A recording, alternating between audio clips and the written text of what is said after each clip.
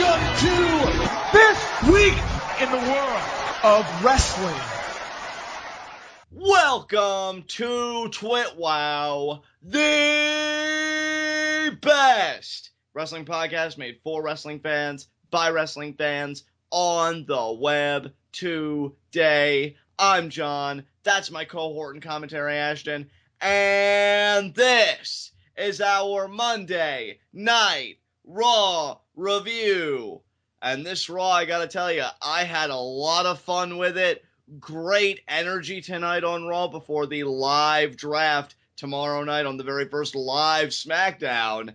And, of course, before Battleground this Sunday. Keep in mind as well, this was the Raw go-home show before that pay-per-view this Sunday. And, yeah, I thoroughly enjoyed it. Thought it had some fun matches, some interesting storyline development, some very cool promos from all over the place. So, yeah, I think this Raw really packed a wallop in the best possible way. Partner, what'd you think of it?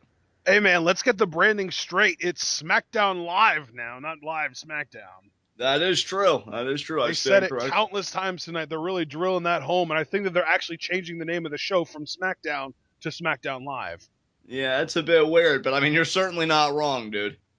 I'm not even trying to be, sarcastic or anything. I'm genuinely serious. I think that they're actually doing that. And personally, I think it's a smart marketing move because there's always been that sort of problem hanging over the head of SmackDown that it's taped and that it has spoilers.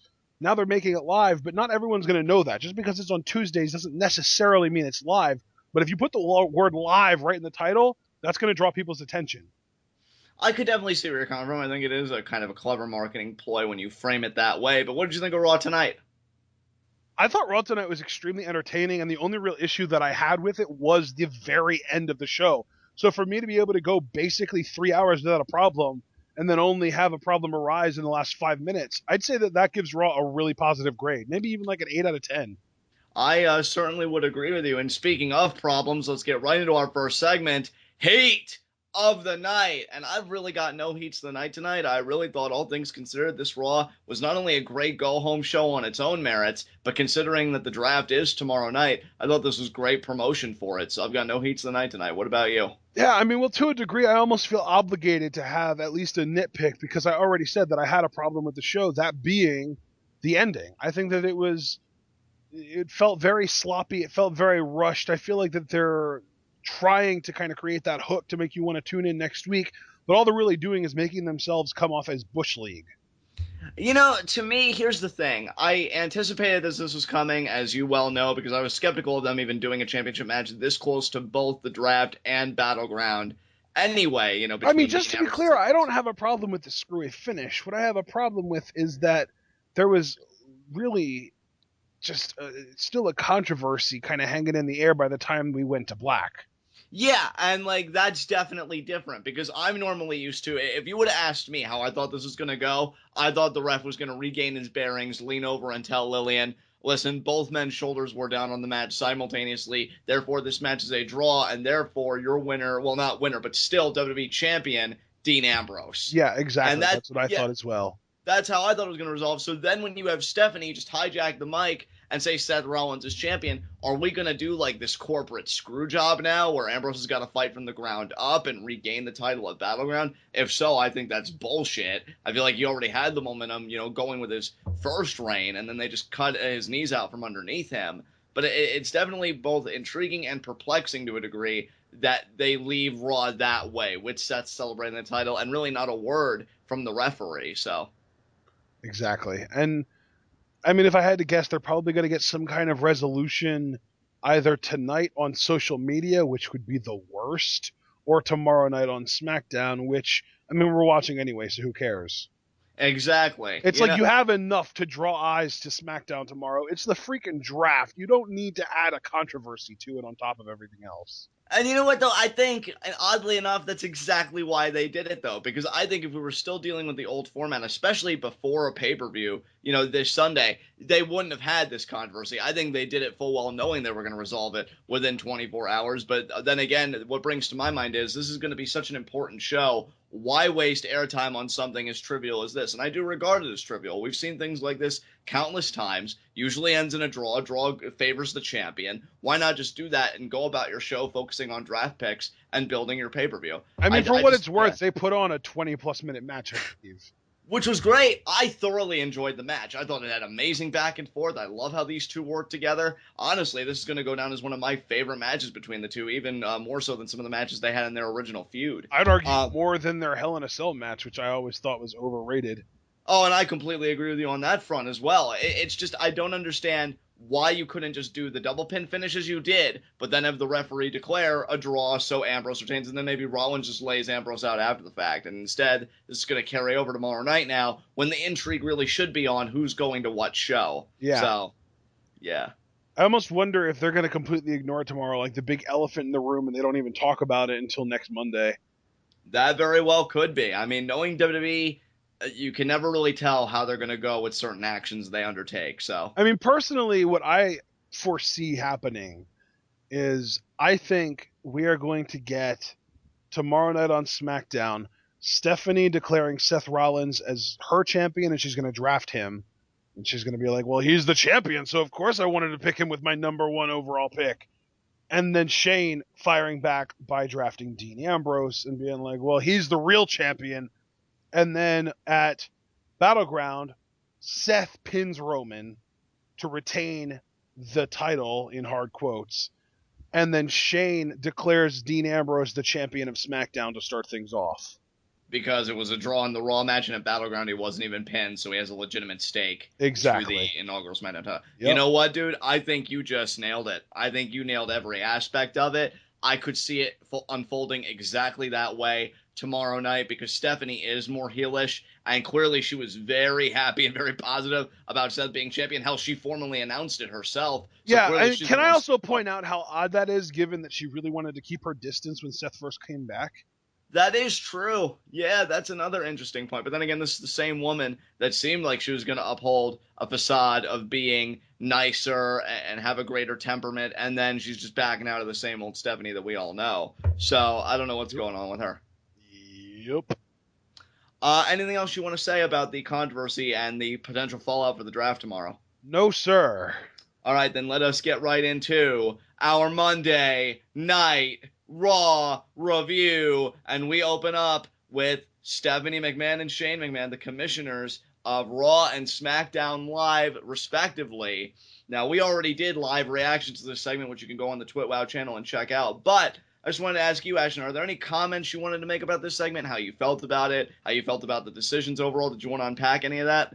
Admittedly, I'd like to go back and rewatch this segment just because I want to hear different things that get said. From what I understand, Mick Foley actually forgot his lines at one point and had to ask Stephanie to remind him of his lines. Oh, wow, okay. So, yeah, I mean, this feels, the Mick Foley pick specifically feels like the epitome of temporary. Yeah, and I gotta be honest, and no, this isn't a nitpick or a heat of the night for me, this is just merely an observation. I'm shocked that Mick Foley survived the night. Yeah. Because I kept telling you in conversation, I think I even said on live reactions, I fully expected, and oddly enough, it was going to involve the title match. Like, I don't know, maybe Stephanie would want to do something like try and screw Dean. Mick wouldn't be down for that, and he'd say, no, Stephanie, I disagree. Everybody would get in on it, and then finally she'd just be like, Mick, you're a sack of crap, blah, blah, blah, blah, blah, Triple H. And that's how I thought we were going to get there. The idea that he survived the night really shocks me. Now, maybe this is another possibility, and I'm not going to let this turn into the whole Ricardo Rodriguez is going to betray RVD kind of thing. This is going to be my last prediction I make on it. If I'm wrong, I'm going to shut up. Maybe Mick is going to make a draft pick on behalf of Raw that Stephanie doesn't like, and maybe she'll sour on him, and that's how Triple H comes into the fold. That's it, though. That's my last bullet in the chamber. If that doesn't pan out, I'm shutting up, and they're going to do with this storyline what they want, but I'm still shocked that Mick Foley is the Raw general manager. It is, yeah, it is surprising. I think if what we've seen so far is any indication of what we're going to see in the future, I'm getting a vibe that they're going to try and actually acknowledge that Raw and SmackDown happen in the same universe from now on. Right. Whereas in the past, and even as recently as last week, it's always felt like SmackDown acknowledged Raw, and Raw did, I mean, occasionally like set things up for SmackDown, but they still have always felt like they're in very separate universes where everything that happens on Raw is only continued the following week on Raw. Right. Like, you don't really get any stories that start on Raw and then continue on SmackDown. It's always something starts on Raw, we talk about everything that happened on Raw and SmackDown, and then the story continues again on Raw. So you're saying we're probably gonna see a greater sense of interconnectedness Yeah. between shows potentially. Continuity, Yeah. really, is what it comes down to, is continuity. Yeah, I was gonna say continuity, but I didn't know if that was precisely the word you were looking for, so I'm glad it was. I gotta ask you a question though, since we're having more of a discussion piece now about this opening segment. If Mick is like a temporary, almost placeholder, okay, let's just assume first of all that my prediction's wrong, which it very likely is. How temporary is his position? And the more important question is, if you're going to have a temporary piece, they've got to serve some kind of utility. So is Mick's utility very basic, and then he gets heel heat back on the Authority when Triple H reemerges, or do you see his utility as being greater than that? Where does Mick fit? Because it just seems like such an odd piece in this whole picture here. I don't know, man. I think that with Mick Foley, you've got, and it's so weird too, and we can talk about this because later on in the night, he had a lot of these sort of backstage promo segments where he came off as really confrontational and borderline heelish. Yeah, it was interesting. I don't know if they're going to make Mick, and this isn't to denigrate him in any way, but I don't know if they're going to make Mick a type of character that's, older and jaded and feels like he has something to prove, because he seemed to really aggress on Bryan, for his fanfare. Yeah. He even said, like, oh, I wasn't bothered by the fact that you out-popped me tonight. And I just wonder if they're going to go with this thing that, like, Mick, he's aware that he's over the hill and he's looking at this newer generation, but he still wants to show that he can go, toe-to-toe with them, but in a different capacity.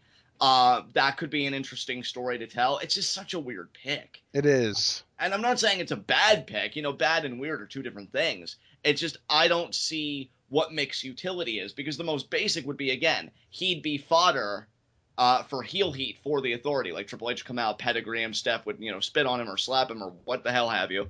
And, they reunite and re-solidify their power. Long term, I think you could tell a more interesting story with Mick long term, because if he is more heelish and he ever does cut like one of his infamous promos from time to time, it could be a really fun ride. It just all depends on where do they see Mick in the grander scheme of things, and that's something I struggle to answer. Yeah, exactly. So, anything else you want to say about the segment? I mean, we know Daniel Bryan was definitively picked for SmackDown, like you predicted, like a lot of people predicted. Yeah, and I'm convinced he's sticking around for a long time, like Commissioner Foley long time. Oh, I completely agree. Look, the thing about Bryan is, and I gotta be honest, I don't say this to be mean, when he made his retirement speech, the one thing, and this is why my heart broke for him, he just always struck me as a guy like, dude, don't kid yourself, and we're not kidding ourselves. You can't do anything else. Not saying, he can't be anything other than a wrestler. I'm saying he can't be outside the wrestling business. Right. Like, he is the wrestling business. I just couldn't envision Bryan doing anything else. And I'm like, sooner rather than later, you're going to see him back in another capacity. I think this role is perfect for him, because what I like about him, and I think he is going to be complimentary to Shane, whereas with Stephanie and Mick, I'm not so sure. I could see SmackDown really becoming that show where guys that wouldn't get world title opportunities, they'll probably get, because in a kayfabe sense, Bryan could empathize with them. Right. So I think we're going to see maybe a lot of fresh title contenders. I would love that. Like, as much as I hate the guy, I could even see under the SmackDown scheme a guy like Zack Ryder, if he racked up enough wins, being like, okay, Zack, you get a shot at the SmackDown world title, because Bryan understands what it means to scratch and claw. So that has a lot of interesting storyline possibilities, in my view. I agree, yeah. Anything else you want to discuss, or anything that's come to your mind looking at all these pieces now arranged as far as the leadership and everything goes? I really appreciate the way that you're looking at it, just kind of thinking about the character traits of each individual GM and who that's going to make them favor. Right. Like, I almost have to wonder if, like, Mick is going to start calling back more veterans where Bryan consistently picks younger guys. You know what I mean? Yeah, like maybe Mick will put out calls to guys like RVD and Kurt Angle and Jeff Hardy and bring them back, whereas Bryan will just, like maybe, just maybe he'll let like the Brian Kendrick on his show because they're old friends, and like that kind of thing, And another big revelation we got in this that we haven't talked about yet is that the cruiserweight division will be on Raw. That's huge.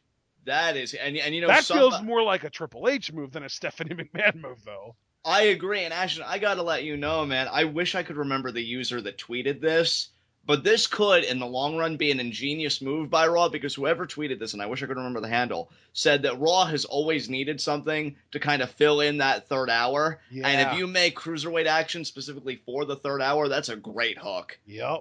And I think that's a genius move. It's just so weird for me because everybody knows I got into wrestling 2001, like late 2001, early 2002. I grew up with the cruiserweights, specifically on SmackDown. It's so weird that it's become a Raw kind of franchise now, the cruiserweight division. Yeah. And I know a lot of people are happy because now Hornswoggle, if the cruiserweight division gets its own championship, which, I mean, you'd kind of have to assume that they will. I don't know. Yeah, it definitely seems like an inevitability at this point, doesn't it? It does. But the question now is, how is SmackDown? You even said this on live reactions. How is SmackDown going to respond? I know we've talked about before on TWitWoW, maybe now will finally be the time they could do an Iron Man 15 championship. Because I was thinking maybe SmackDown would have something like a TV. I personally think that's even better than a cruiserweight championship. Because like with a cruiserweight championship, you're limiting it to under a certain weight. Whereas with an Iron Man championship, you're still guaranteeing that you're going to get those workhorse matches because you can't go that long if you're not at least some kind of level of workhorse. But then you get more versatile matches too, because like Samoa Joe could be in that division, but he's not going to be in the cruiserweight division. Exactly, you're absolutely right. And what I love about it too, if you're a mark for like long matches and really technical stuff, you're guaranteed a 15-minute match whenever that belt's at stake. Right. And that's really cool to me. I used to love that in FCW, man. And the great thing too is if there are any rivalries over it, it's just Iron Man matches, and it ends up like you add to minutes every time it goes to a time limit draw. And the thing is, like, Iron Man matches have been so scarce in WWE. I think it would be a great jolt to the system to see workhorses compete at that level pretty regularly, especially for intense feuds where, to your point, minutes get added. So that's what I'm saying though. Like, just imagine like Kevin Owens and Sami Zayn feuding over that title. They go 15 minutes killing each other, but no one gets a pin. Then they go 20, then they go 30, and still it ends up like 2-2. And it's like, okay, 5 more minutes, and they go 5 minutes, and someone finally gets the win. How great would that feel? Oh, that'd be amazing. And honestly, like, this is the chance for SmackDown. And people might be wondering, well, why are you even bringing up the Iron Man 15 Championship? Well, why I even initiated is one, I know we've talked about it on TWitWoW before, but secondly, and more objectively, if SmackDown is the place for, I hate to use this term because I know they've already abused it, but revolution and freshness and just new ideas. I think SmackDown is meant to be the place where there's more of a progressive mindset. And I still think a championship like the Iron Man 15 championship is a progressive mindset because it's so different. I completely agree. Yeah, it's so different. So I hope they go with that, because here's the thing. If they go with the standard, which I don't even know why they would with the existence of things like the U.S. Intercontinental title, but if they go with something like a TV championship or something akin to that, I'm not going to be excited about it, but, at the same time, I'm going to be, wow, you really missed the boat to do something so interesting and so new. Like, let's really make SmackDown feel like that progressive landscape that you and I have been talking about. So, just my 2 cents there. And, dude, I completely agree with your 2 cents. It's worth so much more than that. Oh, I really appreciate that. But, dude, let me ask you, man, because you were the one that initiated the Cruiserweights, or the Cruiserweight Championship discussion for Raw. What kind of division are we going to see? Who do you think they're going to scoop up from the Cruiserweight Classic, first of all? And who could you see really leading the Cruiserweight division? Here's the thing. You got to remember, JBL specifically mentioned by name both Cedric Alexander and Kota Ibushi on commentary tonight. Yeah, that's true. That's true. He said about how impressive they were. So I think that those are 2 names right there that you can chalk in. I got one more question for you regarding the Cruiserweights. Okay. It's a 2-parter. Okay. Part 1. Who would you fantasy book to be the inaugural Cruiserweight champion to kind of be the face of that division? I mean, it's got to be Ibushi, right? So you would pick Ibushi, but do you also objectively? But let me put it this way: if they are serious about grabbing people from the Cruiserweight Classic and sticking them right on Raw with the Cruiserweight division, I think it's going to be Ibushi. But if they're kind of bluffing with that, and they're going to maybe pull up like 1 or 2 people from the CWC, but still have the Cruiserweight division focus on people that are already on the main roster, my pick to win the title first is Neville. Yeah, Neville would be a great and he still hasn't come back yet. But that's what I'm saying, though. That would be an amazing return for him to get drafted to the cruiserweight division for that purpose. Yeah, and he could really be kind of the standard bearer of that belt, go on a hell of a run, and hopefully that belt would elevate him. That's another thing too. I wouldn't want the cruiserweights, the really talented ones, I mean, like Kota Ibushi, like Cedric, like Neville, to be confined to that championship. Yeah. I would want them to be champions where their reigns ultimately elevate them to the more mid-card status. Like, say, if Raw does get to keep the U.S. title, that should be their next goal, and so on and so on and so forth. Yeah. I'm excited about the prospect of a cruiserweight division on Raw. I think whether Kota Ibushi or Neville or Cedric or whoever, it's got to be a great first champion to really leave that mark. I mean, honestly, dude, here's the thing. Maybe we're not even going to have a championship until the Cruiserweight Classic is done, and the winner of that will be named the first Cruiserweight champion. Oh, that's so smart. And if they do that, it's going to be Zack Sabre Jr., because he's been my pick this whole time. That's true. That's true. Yeah. And you know what's so funny? Jr. with the quick ticket to Raw, buddy. And you know what's so funny? Me wearing the dunce cap, I was even going to ask you, Ashton, how do you think they're going to establish the champion? Do you think a tournament? But we already have a tournament in progress. Yep. So, you could kill two birds with one stone right there. Yep. So good. Anything else you want to say about this segment, man? No, I'm glad that we remembered to talk about the Cruiserweight thing, because we almost forgot about that. But yeah, it's that to me. Daniel Bryan being on SmackDown every week and that revelation about the Cruiserweight division being on Raw are the two biggest things to come out of this segment. Oh, absolutely. Very fun segment. Very informational segment. Again, like you said, the revelations we got were huge, and now it's just on to the draft tomorrow night. All right, man. So do we want to talk about the next segment already? Yeah, let's do it. All right. First match of the night, Cesaro and Sami Zayn versus Chris Jericho and Kevin Owens. Fun tag team match. You got four really talented guys working in there with each other. I loved the little exchanges between Sami Zayn and Kevin Owens. There was a point early on where Kevin Owens was kind of baiting Sami Zayn, and Sami Zayn went to hit him, and Kevin Owens dropped it off the apron, and he's like, sorry, and Jericho capitalized, so great heel work by that team. Cesaro's a freaking beast. I'm telling you, man, and I've been saying this forever, with this draft coming, there are certain prospects that I want to see get drafted simply for the idea that hopefully they'll get elevated, and Cesaro is definitely one of those guys. The idea that he's only ever been a U.S. champion, and I think maybe he has been a tag champion with Tyson Kidd. It's criminal. He should be decorated. I think the tag title wasn't with Tyson Kidd. It was with Jack Swagger. No, he never won the title with Jack Swagger. He won them with Tyson Kidd, remember? Because they beat the new... Yeah. They didn't... Who did they beat? Oh, no, yeah, I remember, yeah. Yeah, and to me that's criminal, and I know a lot of people, including us, have been like, he should be facing Brock Lesnar and he should be in the world title picture. I agree with all that. I would hope that Bryan, if he gets drafted to SmackDown, would be like, yeah, Cesaro, you've been under the radar way too long. It's time you show everybody what you can do. Bam, world title match. That's what I would love to see. He had sick moments in here.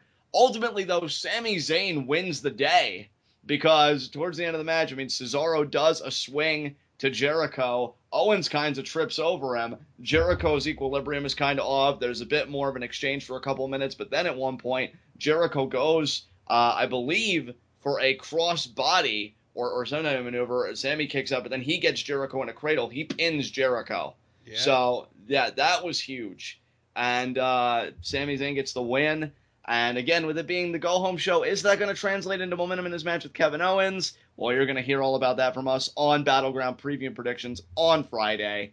So just a little plug there for that video. Or Saturday, depending on how our schedules work out. We'll see. Exactly. Friday or Saturday. It's a very busy schedule this week, but you will be getting Battleground Preview and Predictions. Ashton, any thoughts you wanted? Yeah. I was just going to say, yeah, because G1 happens on both those days, so... Yeah, it's going to be nuts, people. But any thoughts you wanted to give on that tag match? John, you're not going to believe that I'm about to say this because of how hardcore of a Sami Zayn mark I am. I think Sami Zayn's winning too much lately. Ooh. God, I want to retort to that. Dude, I don't know, man. I could definitely see where you're coming from because I think the bread and butter of the Sami Zayn character, and I'm being serious right now. I'm not trying to be a dick. I think the bread and butter of the Sami Zayn character is when he's kind of that lovable loser, like just losing a lot but never giving up and just always trying to climb to that echelon he wants to reach. And maybe when he gets past Kevin Owens, however that match resolves, which I do kind of have an idea, but I don't want to talk about it in depth here, They will revert back to that booking because it's a new landscape if Sammy gets drafted. If not, it's still a new landscape because people that he may have been feuding with or interacting with are gone now. And, he may struggle all over again.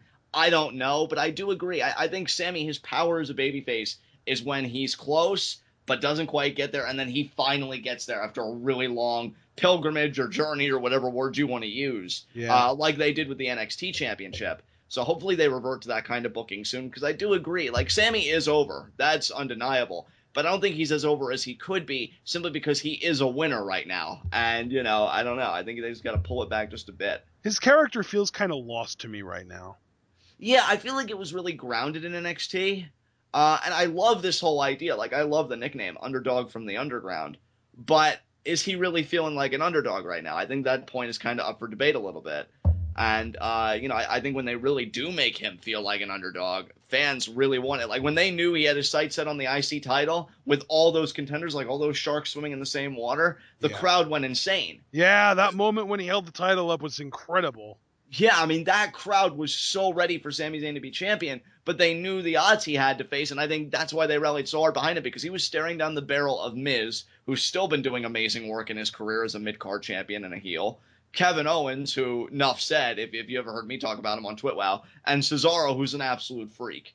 And when you stare down those odds, of course you're going to rally around the guy who you know is just as capable as those other three guys, but is often either overlooked or just has to struggle a bit more or what have you. And I think they definitely need to get back to that for his betterment. So Yep, exactly. Yeah, that's kind of what I'm going to here is, like, I love Sami Zayn being successful, but it feels like it's starting to be in a situation where he's winning despite the fans. Like, the fans don't need to cheer for him anymore in order for him to win and be successful. And they've got to be careful, because with Sami Zayn, you have a guy, and I'm not even kidding here, he's the type of performer where you could have, if you built it properly and you wrote it properly, a very emotional title win, whether it's mid-card or really what I have in my mind is the world title. Yeah. Because I do think one day he will be world champion. And that could be Maybe even within the next year or so, depending on how things play out. I mean, definitely. It all comes down to momentum and everything else. You never know if Sami Zayn could be in the right place at the right time. But whether it's a year from now, 2 years from now, whenever, you can make it so emotional and have such an atmosphere, but he's got to have the fans along for the ride. If he gets there and he's just like, I didn't need you, you're going to have the Roman problem all over again with a guy that really doesn't deserve it and a guy that really could be your defining babyface of this quote-unquote new era. Yeah. So tread lightly. Yeah, and I mean, I almost hate to say this too, but I kind of have a feeling that with all of this big influx of new talent that we're going to be getting from NXT, there is a possibility that Sammy might just get overshadowed in whatever brand he goes to. I don't know, man. It's starting to feel like he's getting a little bit on the lost in the shuffle side. Possibly. I can't believe I'm saying this, I have faith that Sammy's ability, and again, it all comes down to the writing. If the writers would just know how to work with him and really make him sympathetic, he could be one hell of a standout. Like, he could be a standout if a guy, and this is purely conjecture here, if, say, Samoa Joe got drafted and he mauled a guy like Sami Zayn, as bad as that might sound, that might actually do Sami Zayn a hell of a lot of good, because that's when he's at his best. When he's getting beaten, when he's getting put down, when he has to scratch and claw. So he can use these NXT draft picks, if they're heels and if they're menacing and all this stuff, to his advantage and not get lost in the shuffle. It's just, that's like not I said, so much what I mean. Like Balor and Nakamura getting drafted. If they end up on the same brand as Sammy, like, I feel like Sammy's kind of screwed a little bit. So because you just feel like the powers that be, they're going to see such value in Balor and Nakamura that they're going to be the pet projects. Exactly. And Sammy's kind of drift.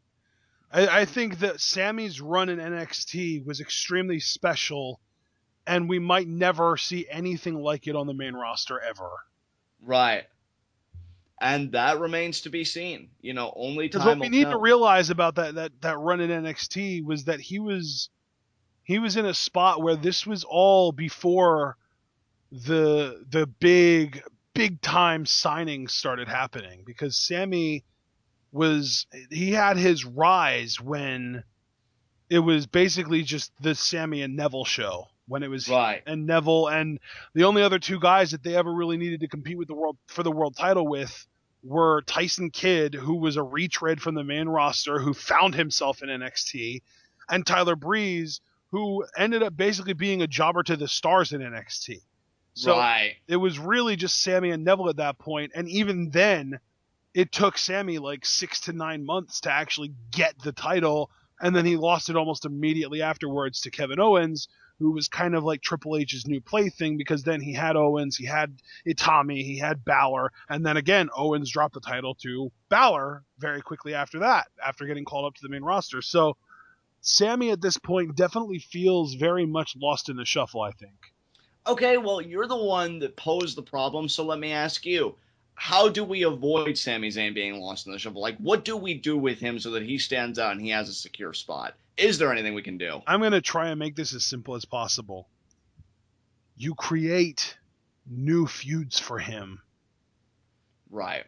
Sami Zayn has so much ability, and he has this unique ability to force any crowd that he is in front of to want him to win. Right. But you have to book him right, and he has to have the right competition, and you can't just keep putting him up against Kevin Owens over and over and over and over again. Do you think this Battleground match is going to be the last time, at least for the foreseeable future, like in the next few years? I think they might even have a match at SummerSlam. I can't believe I'm actually saying this, because I do love Kevin Owens, and I love the way these two work together. I hope they don't. I really do hope that The reason I say that, though, is because there's no stipulation on this. That is true. There is no stipulation whatsoever on their match at Battleground, and I think that that is going to leave an opening for Owens to win cheatily, whether it's grabbing the tights or feet up on the ropes or low blow while the ref is down or whatever. And that leads to Sammy continuing to pursue Owens even across brands, because I don't think they'll be on the same brand, because SummerSlam is a cross-promotional pay-per-view. And see, like, and I don't want to be biased and I don't want to be that guy, but you know that I'm a huge Kevin Owens fan. Everybody knows that. Yeah. The reason why I don't want that to happen, and I'm not even saying you're wrong, right? Understand what I'm saying. You very well could be right. Why that would piss me off, though, is because Kevin Owens, I feel like with the way he's booked, especially in relation to Sami Zayn, he wouldn't need to cheat to win. He already beat Sami clean at Payback.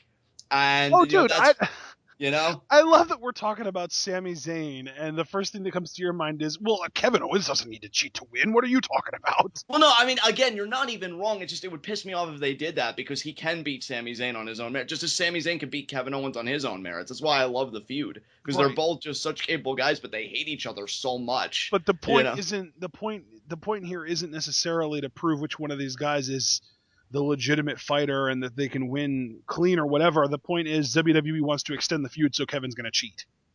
Yeah, I really hope they don't, for a multitude of reasons, because I like the idea. The biggest reason being we hope that they don't extend the feud. Exactly. I agree with you on that, but if it does happen, then you know what's happening. Right. Well, that's all I really have to say on the matter, so unless there's anything else you want to add, we can move on. All right, let's move on. Up next, we had Alberto Del Rio versus Darren Young. And, I gotta say, I really want Darren Young versus somebody that he can go with. Like, Darren Young versus Kalisto. Or, like, Darren Young versus Sami Zayn. Or, if we want to go heel, Darren Young versus Kevin Owens. I want Darren Young versus somebody who is an actual, workhorse. Alberto Del Rio just feels so lazy at this point. Well, see, and it's funny you say that, because it brings up kind of my problem. It's funny to me that you mentioned the names in order: Kalisto, Sami Zayn, and Kevin Owens, where, certainly there's debate about Sami Zayn and Kevin Owens, but nobody could deny that, the competency of competitor, you're ascending in difficulty. And bringing that back to Darren Young, it seems like his booking has been very fluky victories. And what I wanted to ask you is, are you a fan of this booking? Is that not how you expected it to go? What are your thoughts about this kind of fluke success of Darren Young with Bob Backlund at the helm, being his coach? My thing is, I don't want to jump to conclusions about this, because if I say, oh, this is so stupid, the crowd's never going to react to this because blah, blah, blah, blah, blah, and then 3 months down the line, Darren Young ends up being either A, really, really over, or B, really, really heelish and over as a heel, I look like a fool, Right. At the end of the day, basically everybody is saying right now Darren Young is failing. And what they aren't necessarily seeing is what is causing the failure in their eyes to happen. Now, in most of these people's eyes, the reason they say that he's failing is because, oh, he doesn't get that much of a reaction. But who is to blame for that? Because it's not Darren Young, it's not Bob Backlund, it's the writers. It's whoever has decided, oh, well, we're going to have him win by a fluke at the Battle Royal, and then he's going to face Del Rio in his first real legitimate one-on-one match, and he's going to win in a lucky way there. And to me, that it's the WWE, so it could always be just them being stupid, but it doesn't feel unintentional. It feels like something that they're actually trying to do with him. They're trying to portray him as this lucky, dipped in shit, sort of fluky win kind of guy. And to me, that doesn't even sound like somebody that anybody would expect anybody to cheer for. That sounds like they're building a heel. Right. And the funny thing is, now I don't know if you could make out the chant tonight, but I know there was a chant going on during the Alberto Del Rio Darren Young match tonight from the crowd. Did you have any idea what they were chanting? Because I couldn't decipher it. I couldn't make it out. I didn't know exactly what it was. Maybe that's just because I have selective hearing and I think I know what it was, but I don't want to admit to myself that it is what it was. Okay. I thought, and again, I need confirmation on this. I'm not the best at being able to understand what the crowd chants, but I thought that they were chanting, "This is boring." Right. Which makes no sense because the match was literally like 2 minutes old when they said that. Exactly, yeah. To me, and again... And this didn't even seem like an overly hostile crowd. They were pretty into the whole show, really. Yeah, definitely. I don't know how I feel about this booking, because I really wanted, and maybe I expected too much because, and no offense to him, but when your coach is Bob Backlund, who is very over-the-top, very boisterous in character... Right, well, then the thing with Backlund is he's better as a heel anyway. Yeah, that's true. Very true. I don't know. If Darren Young would be a singles heel, I do find that intriguing, but you've really got to commit to it for it. He's even got the beard, dude. He needs to be heel. Yeah, he just might be. You can't avoid the heel beard, okay? Yeah, I guess not. I don't know, man. Just these fluky victories. In a way, it is different because, you're making him great again, but he's pretty much a luck box, Like, both these guys take care of themselves. Miz never got off the apron, so now what was originally my distraction becomes Del Rio's distraction. Hey, man, you know what they say. Sometimes it's better to be lucky than good.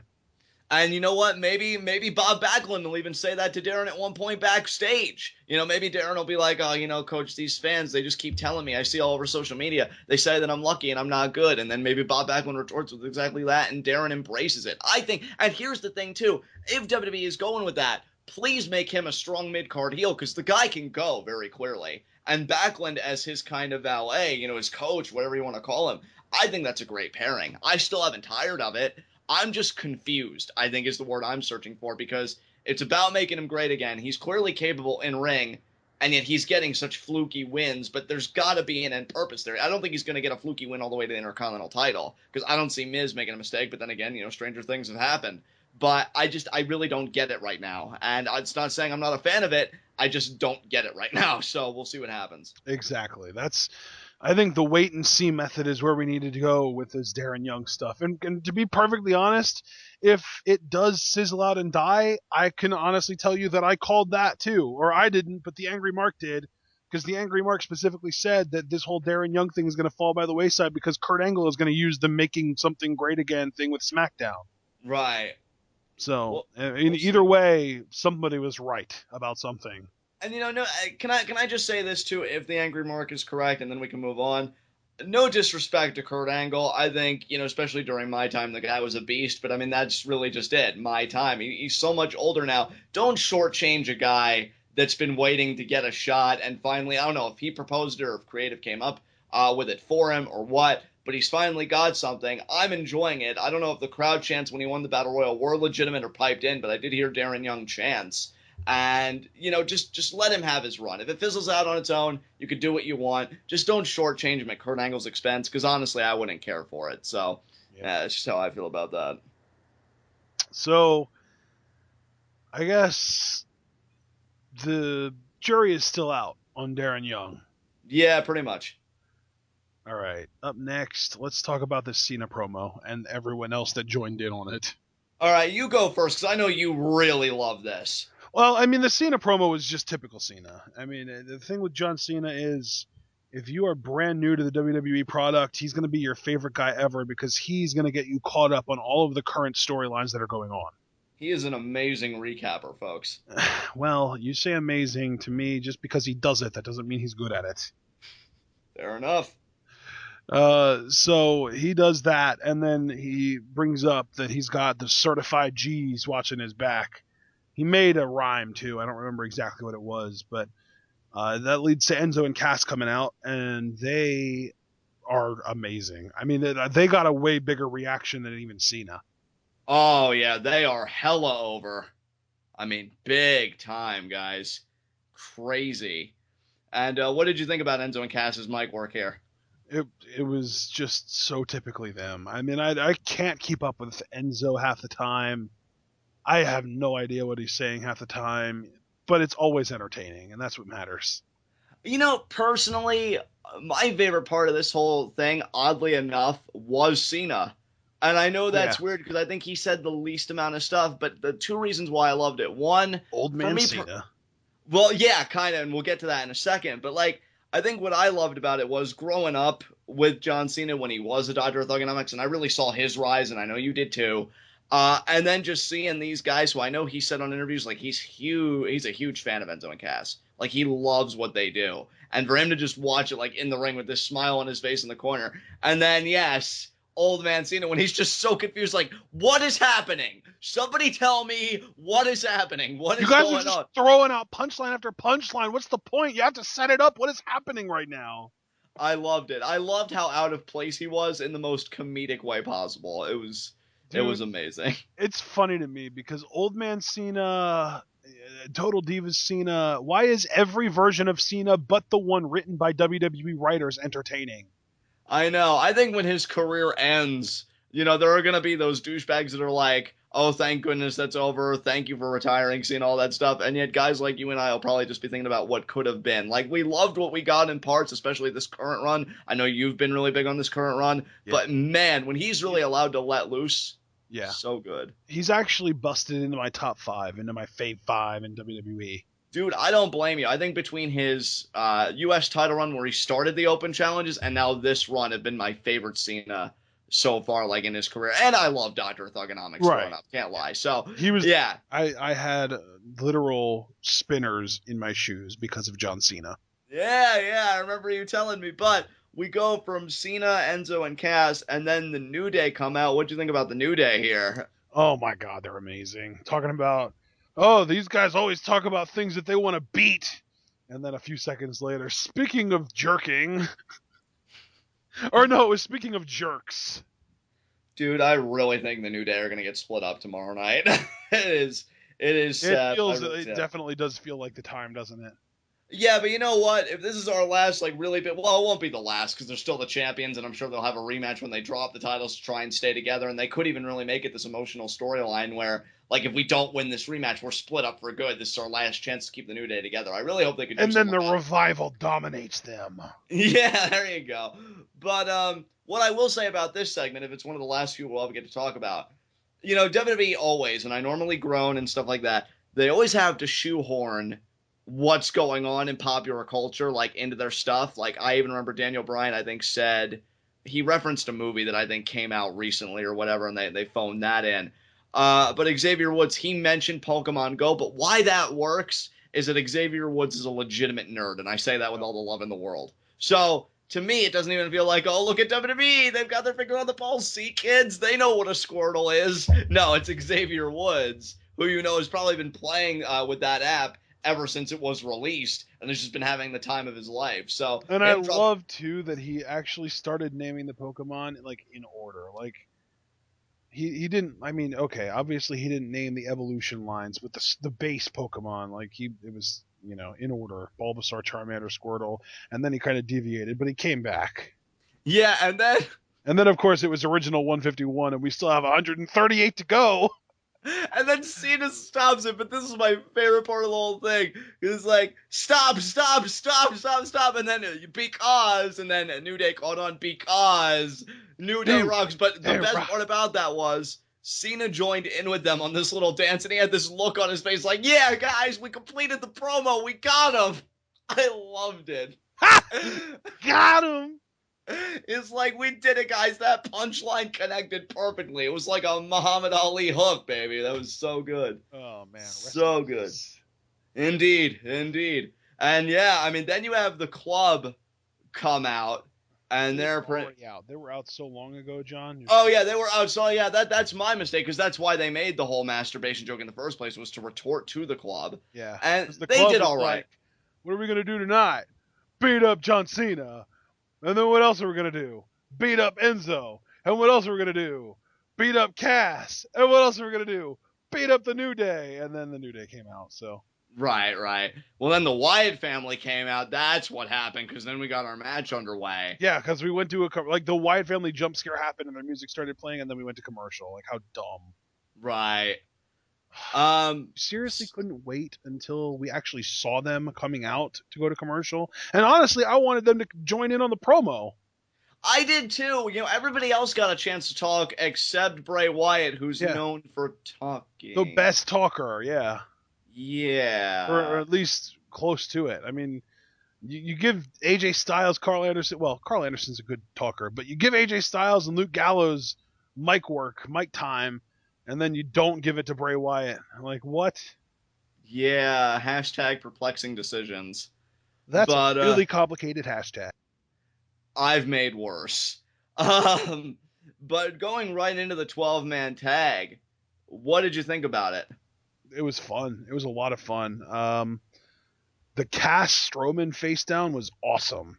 That was a way to set up an atmosphere, and I don't even think we really got to taste it, did we? I think we got just a little bit of offense between those two, and that was it. Yeah, and actually, believe it or not, Cass was the one that was on offense. He hit, because Strowman threw a punch, and Cass blocked it, and then hit Strowman with a punch of his own a couple times, and then went off the ropes and did a big boot, and that was basically all that we got of that, because then, I want to say, Bray, maybe? Someone on the opposite team came in and attacked Cass and broke everything up. Right. So, yeah, dude, I just think WWE probably sees so much long-term money in Cass. I mean, to give him a moment like that to set up that atmosphere with Strowman, because they're both just, these towering guys. I don't think Enzo and Cass are going to be broken up tomorrow night, for the record. But, I mean, anything can happen. They even had one of those sit-down interviews with Michael Cole. And Michael Cole straight away just asked him, like, what are you guys going to do, if you guys get split up?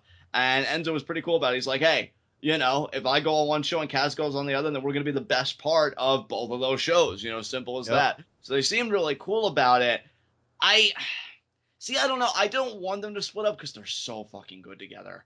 But WWE's going to do what they want to do, so I can only hope it'll work for the best. What didn't work for the best was the cohesiveness of the babyface team. Because in the ending sequence, which was freaking chaotic, by the way, everything was happening.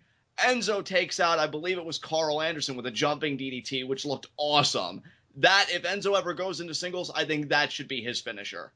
Definitely. Just set him up. I'd be cool with that. It was almost like, honestly, it looked pretty much exactly like what Kofi Kingston does off the top rope for him and Big E's tag team finisher when Big E does the big ending. Right. Like, Kofi comes off the top and does, like, that exact DDT while Big E does the big ending to the guy. Right. And it looks super awesome, in my opinion. Oh, yeah, Enzo made it look beautiful. And let me tell you something. With the Cruiserweight division, you could really make Enzo the scrapper of that division, and you can make his title win a memorable moment on an episode of Raw. Hell, a guy like him, and I'm not even kidding about this, if you ever wanted to show how seriously you take the Cruiserweights, you should make whenever he wins the title in a big program main event that Raw. Because that crowd, I think, would explode with how much they love him. They freaking love him, dude. Yep. Like, that, if you're ever serious about the Cruiserweights, I'm telling you, and you want him to be that guy, you let that match main event. And that post-match title win will be freaking huge. But in the present. Speaking of post-match, actually, you know what? We'll get to that with the main event, but there's actually apparently some kind of like network exclusive post-show, like post-Raw show, where they cleared everything up about the main event tonight. So we'll talk about that later. And I figured they would, and you figured they would. But Carl Anderson gets neutralized with that beautiful jumping DDT by Enzo off the top rope. Then it's him and AJ. They go back and forth. Cena tries coming in. Yeah. I was going to say, by the way, let's just give credit to Carl Anderson, too, because even though that move looked awesome on Enzo's part, the part of that made it look as awesome as it did was the sell. Oh, my God. Carl Anderson is so wonderful. He is. I hope if they ever let him do singles in the WWE League, he explodes, dude. Yes, dude. I like Luke Gallows because I freaking love his personality, like on Talking Shop and stuff. But Right. Carl Anderson's an Intercontinental Champion waiting to happen. Yes. Oh my God, yes. Yeah. So good. So yeah, I mean, John Cena tries to come in to help. Enzo accidentally hits him though.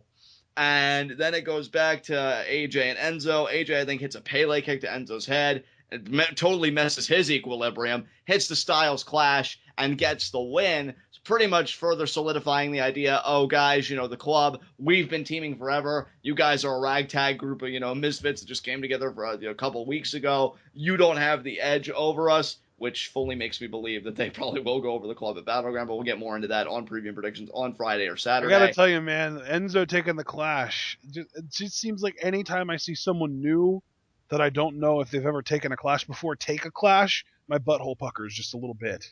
And it should. But Enzo's free to live another day, so you can relieve it now. Yeah. But, yeah, man, fun match. Very fun. Lots of fun match to follow a really fun promo, and it's also kind of funny that, like, they have this massive roster of awesome talkers, like, Cena, Cass, Enzo, New Day guys, Carl Anderson, and they just kind of toss them all out there in one big schmoz of a promo. Yeah, except for Bray, who was probably like, I first remember when I discovered Bray, we gotta get to the match, dude. Aw. And then they just do that. Dude, I don't even know why, but I really want just a whiny Bray Wyatt character for even one night. That would be, and then Bo comes out to console him or something, just to really give that wink to the family relation. I was just gonna say they're brothers. And then he could just be like, don't worry, Bray, you'll smile again when you leave. And then maybe, I don't know, he gets attacked or something, I don't freaking know. But, yeah, good shit, when man. you oh my God! Exactly. Sister Abigail on the concrete. Oh, that's just violent enough to get me going. So, like, the perfect amount of violent, right? Indeed, yeah. See, me and Dario Cueto have that in common. Yeah, he really does actually get sexually aroused by violence, doesn't he? He does. He really does. It's a little bit disturbing. Yeah, just a little bit. Just a wee bit. Yeah, just a little bit. So, what came after this? Up next, we had crap, I lost my place in my notes. The Seth Rollins weird empty arena promo thing. Yeah, more or less Seth's saying here that he is going to prove, tonight he's going to reclaim the title he never lost. Dean Ambrose stole it from him, and he ruined his life. But this promo, thematically, it was about how he really just used Ambrose and Reigns for his own purposes. It was never really a brotherhood. They were more like guys that were just kind of his kickstand to the top. And, tonight, and again at Battleground, he is going to prove that he was the best member of the Shield. And I love, too, the ending shot where I think he's going to do his, signature tumble roll off the security barricade, but he just stands atop it and gives, this really determined stare. Great atmosphere in this promo by Seth Rollins. Yeah, kind of messed up, though, because he even mentioned during the promo that he wanted to push the guys down the steps. Yeah, that was great. Oh, I love Seth. God. What a scumbag. My kind of guy. So then we got a recap of the first segment of the night, and then Mick Foley had a segment where he was talking with Breezango. Oh, and by the way, I forgot to mention, there was a segment earlier on in the night where Daniel Bryan met up with Stephanie McMahon backstage, and Stephanie called him a Chucky doll, and he was just like, oh, well, it's good to see you've been using your time wisely, coming up with new insults for me. I appreciate that you're downgraded to calling me a Chucky doll now because it used to be a little goat face, so this is okay. Bye. Right.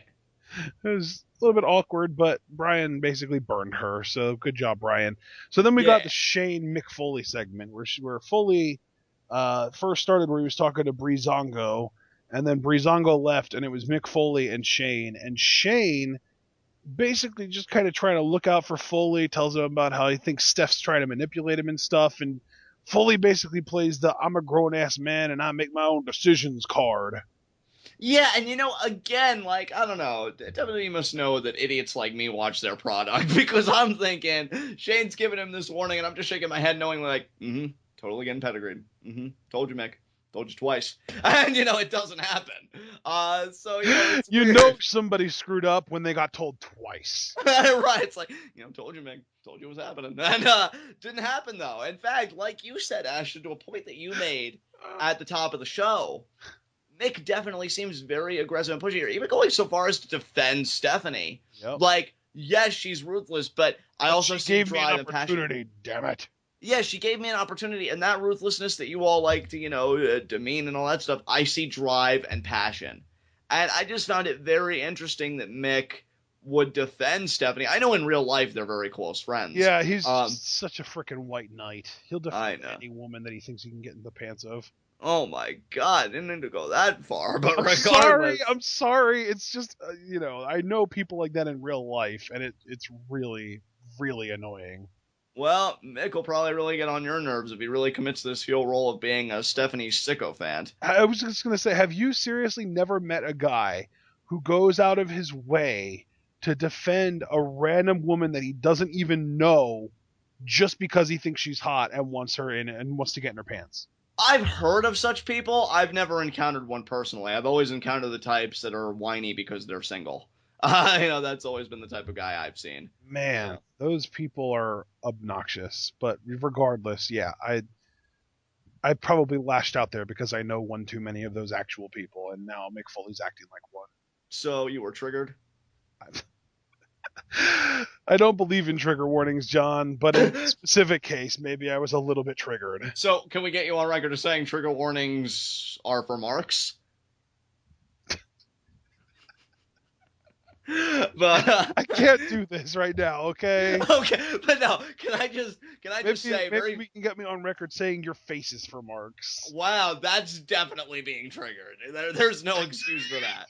No excuse for that. But I don't believe in triggers, John. Yeah, you could have fooled me. But maybe Mick's heel character trigger I believe in is the gag trigger, aka the gag reflex. The idea that you've come up with such a verbose defense just further reaffirms to me that you do believe in triggers. So I didn't come up with anything. I just said that improvised on the spot. Stop. Sure you did, triggery. But, Mick's character really could be. You didn't even put effort into that. Nice try. Did your face deserve effort? 9 out of 10 people say no. So, surveys. Oh, I guess go find my nearest burn center, huh? But, Mick's character, if he does embrace the heel, like, I would love, and oh my God, I think no, you guys would get the right. I just would love if he was kind of like a bootlicker of Stephanie McMahon. Oh, yes, Stephanie, that was a wonderful booking decision. Or, maybe somebody gets a little uppity and Mick, like, puts him in the claw or something. Like, could be interesting. Dude, oh, yes. Yes. Just yes. Like, Stephanie fires Zack Ryder and Mick Foley just finds ways to defend it. Like, well, I mean, he did support Long Island, and Long Island hates gays, so... Oh, my God. just completely reaching for stuff like that to try to no, it would just be so awesome, right? If, like, okay, let me just get something that would really be emotionally resonant, because despite, belief to the contrary, nobody really gives a shit about Zack Ryder. If you got... Okay, so she tries to fire Sami Zayn, just to bring up... Yeah, I was gonna say Sami Zayn. Like, say Sami Zayn, she's like, Sami, you disgust me. I don't want you on my brand. You're fired. And Sami, like, he becomes fiery Sami Zayn. And he tells Stephanie everything that he thinks about her. And then Mick seems like he's siding with Sami, like, Sami, I understand. I've had a long history with the Helmsleys, and let me tell you, they can be real son of a bitches, or just, something equivalent to a PG environment. And then right when it seems like he's going to side with Sami Zayn, and he's looking at Stephanie getting ready to tear into her, he turns right back around and hits the claw on Sami while Stephanie's just cheering like a bitch. It'd be amazing. Oh, so good. You need to understand, Sami, is the way business works. And the way business works, you look an awful lot like that Seth Rogen guy, and he was in that movie that caused those Sony hacks. So we can't have someone looking like that guy on our show. Dude, that's so quintessentially Mick. That's so quintessentially business. Like, that reminds me of on Mr. Robot season 1. So if you haven't seen season 1, it's your own goddamn fault that I'm about to spoil something. Seriously, watch Mr. Robot if you don't. But it reminds me of that scene towards the end of the season when the one dude has to fire Tyrell Wellick just because he's maybe possibly going to be under a police investigation, maybe.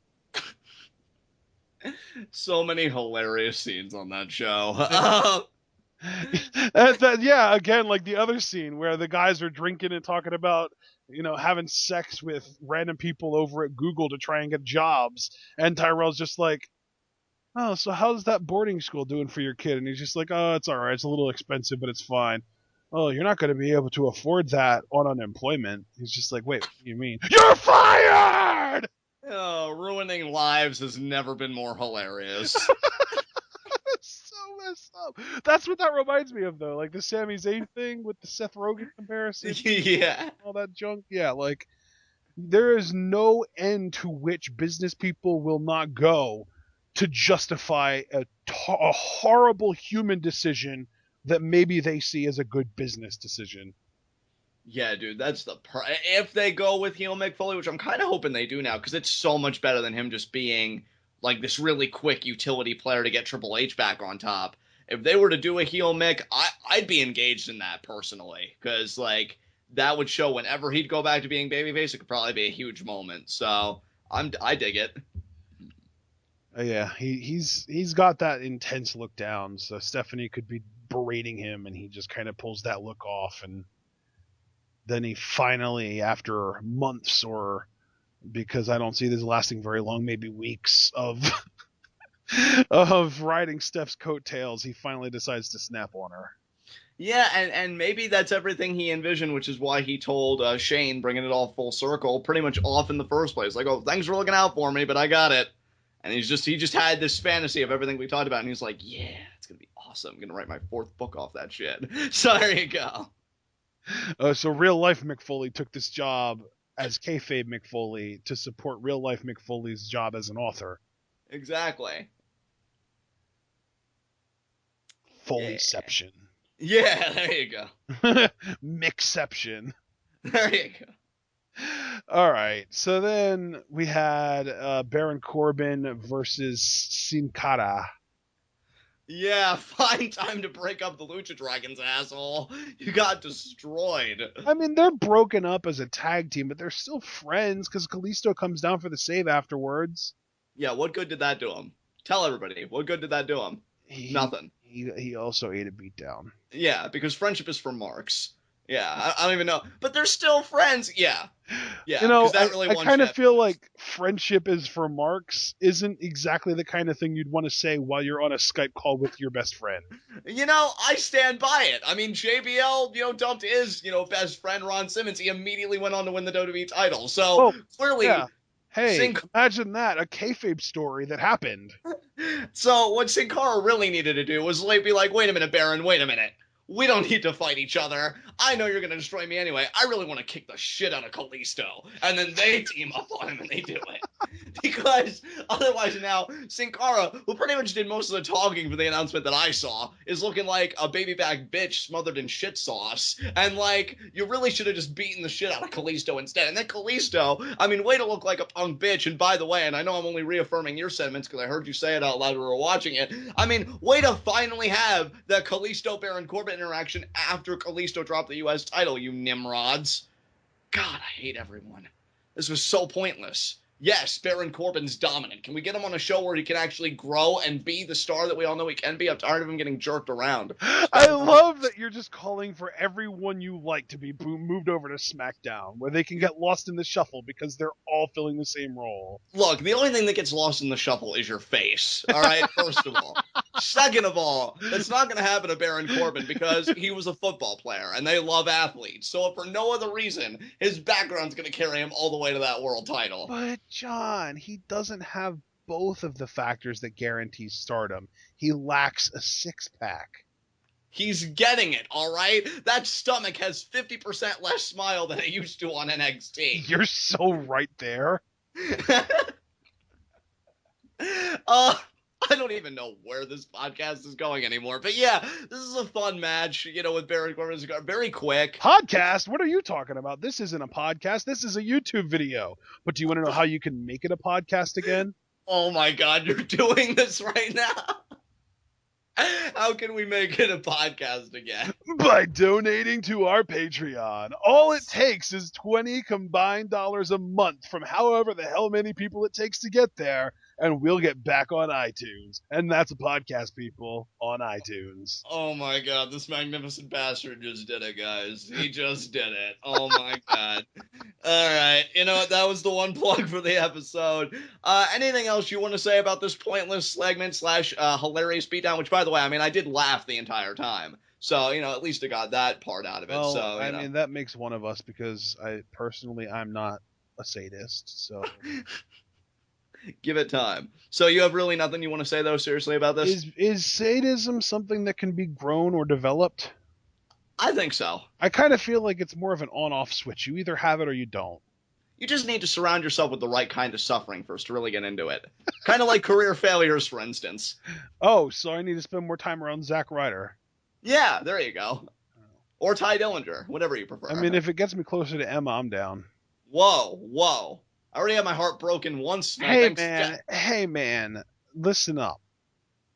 You guys have been divorced for 12 years now? I think she's range. First of all, it's 11 3/4. Second of all, I wouldn't have even had my heart broken tonight if it wasn't for Jackie being like, oh, on Twitter, which you could all follow me on at John_TWitWoW. Yeah, it's on the freaking background image of the YouTube. I know it. I am promoting shit right now. And I was going to say, after tonight, it might as well be at John_fuckmyfeelings, because Jackie's just like, oh, John, how did it feel seeing that picture of Emma in that Zack Ryder t-shirt, which I hadn't known about, so of course, obviously, I had to go to Emma's Twitter to see it so I could feel the pain all over again. So, thanks for re-victimizing me, Jackie, first of all. And second of all, I don't even know what I was going to say, but screw Zack Ryder, screw his failure, and whatever show he gets drafted on, I can't wait to see him get just brutalized by Rusev at Battleground. And then when a U.S. title match, shut the fuck up, bitch. Nobody cares. Hey, man, you are the one that supports Melissa Santos for being a true Ruda at heart, and now all Jackie is doing is embracing her inner Ruda. Did I ask for your opinion? Did I say Ashton? You literally signed up to hear my opinion when I hit the record button for us. You know what? I need to look at that contract all over again. That must have been some fine-ass print right there. Holy shit. It was, it was real fun. Oh, my God. That commercial tonight, that was so dragged out. That show's like every Raw. What are you watching? You think I pay attention half the time? I only pay attention when the show's on the air. Fuck commercials. Ain't advertising my ass. Yeah, I mean, they kind of force you to at least watch one or two commercials because they play them literally during matches and they catch you by surprise. Yeah, they do. You're not wrong there. I know I'm not. Okay, then. Next two of us. So do you want to move on? I mean, I guess. Up next, I think we had another match up next, I believe, possibly. Okay. Sasha Becky versus Charlotte Dana. Do we even really need to say anything about this match? I mean... No. It was thrown out because, Natalya came out and beat Becky Lynch and, the referee saw it. And then Sasha got beat down. So finally, Charlotte gets the upper hand on Sasha for the first time, I think, since this whole thing started. Yeah. I think the only question I have for you, which I don't know if you want to save this as a discussion for preview predictions, and if you want to, that's fine. Do you have any idea who Sasha's partner might be come Sunday? I have no clue, homie. I've heard 2 or 3 names that would be cool, but would also not make sense in one way or another. I'm really scared that Anthony's right, and it's going to be Nikki Bella.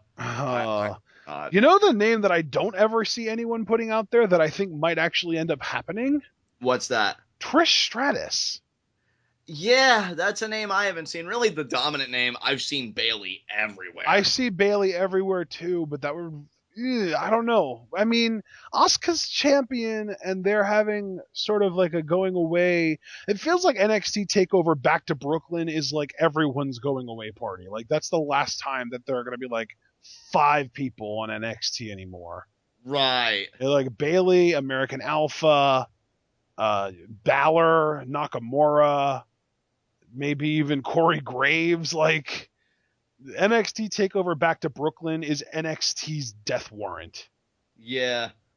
It really seems like their swan song of their era with all this talent. Yeah. The thing is, it's funny because Sasha even answered that question directly on a Q&A. Like, yeah, is it's Bayley not going to be be Bayley, exactly. Yeah, she's like, she's a best friend stealer. And I'm just like, oh, Sasha, just come together and hug. Well, no, But, and not only that, but she talked about one time when Bayley was the special guest referee and it made her unlucky. So she sees Bayley as unlucky, so she doesn't want her as a tag partner. That's so hurtful. Like, I don't know. Hopefully they work it out. But yeah, ever since Anthony told me in a Facebook conversation, like, John, I think it's going to be Nikki, I just haven't been able to shake it. I really haven't. Like, but there's part of me, right, that just wants to say, oh, Anthony, you're being ridiculous. But if I did, I'd be lying to all of you. I can't do that. Because it just... the thing is, like, in order to truly convince myself that it's not going to be Nikki Bella, that would rely on me actually believing that the WWE is able to follow their own storylines and maintain continuity, at which point I might as well just be screwing myself. Yeah. Because, like, if we're actually looking at this logically, Sasha got brought in because the Bella twins were running supreme and she was trying to change that. Right. And now she's got a team with a Bella? What? But has WWE ever really cared about things like that? Which is exactly why I can't truly convince myself that it's not happening. Yeah, and welcome to my world. It's painful and uncomfortable and just riddled with sadness.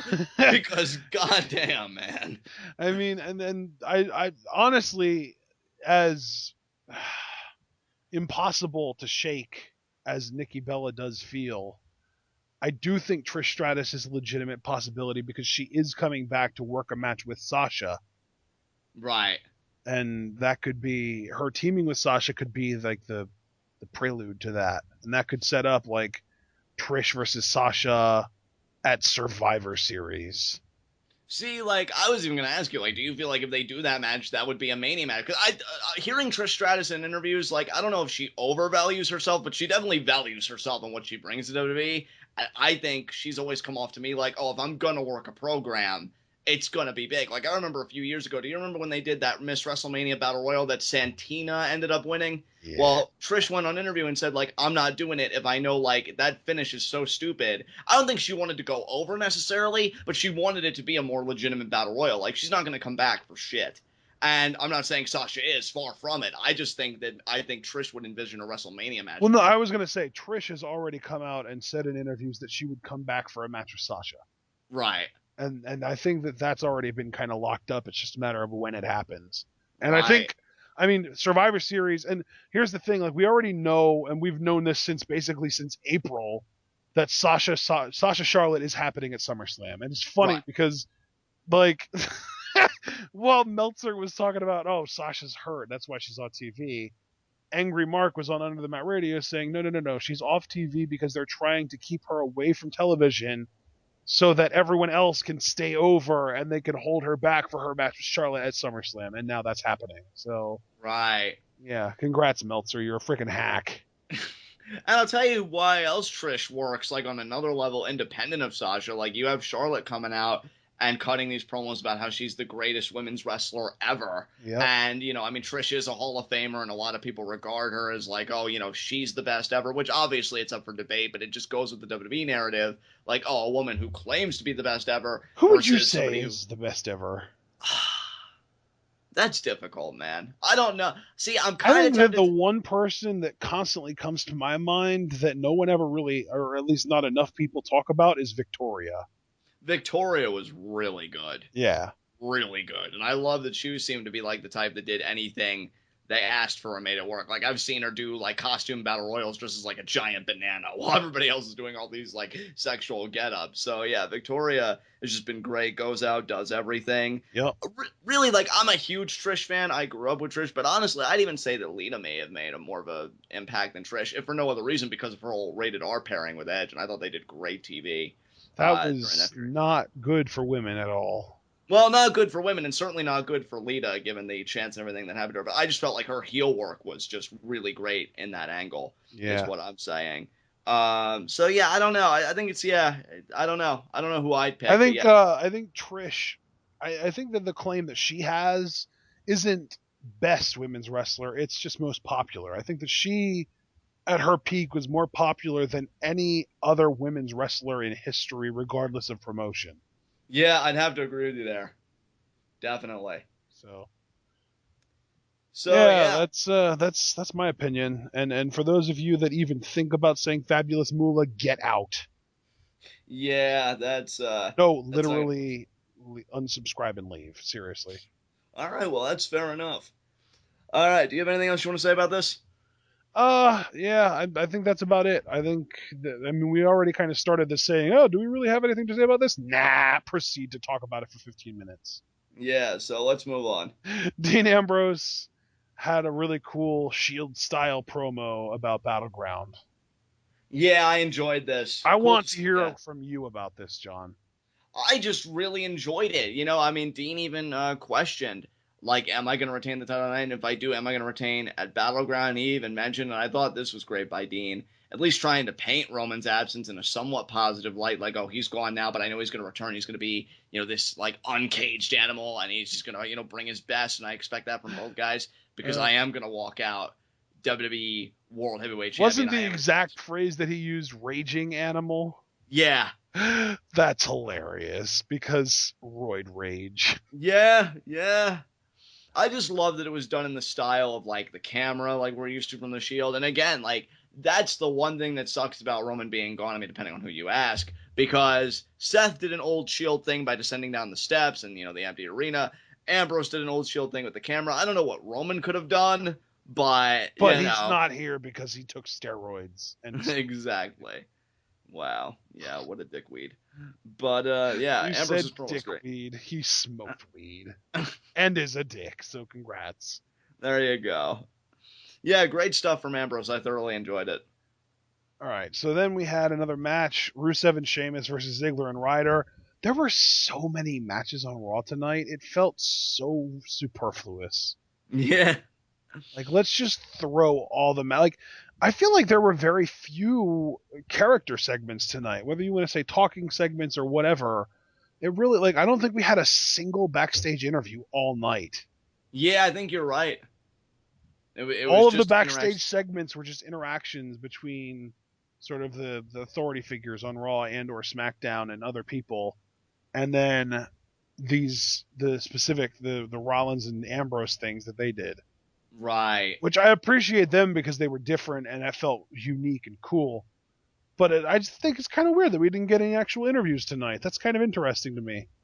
I just think they wanted to load it, probably to give the idea, oh, you're seeing all of these guys now. What show are they going to end up on tomorrow night? Okay. Listen up, John. Seriously, I don't need your logic right now. I'm just concerned that we didn't get our daily dosage of Renee Young tonight. Wow. Well, how about you put the teeth back in your mouth, first of all? No, I'm just kidding. But yeah, no, Renee is wonderful, and we definitely needed to see more of her, even if she just kind of hugged Ambrose from behind when he's trying to cut a super serious promo, and they have a tender moment. Not that I write fanfiction. What a weird thing to ask for. What?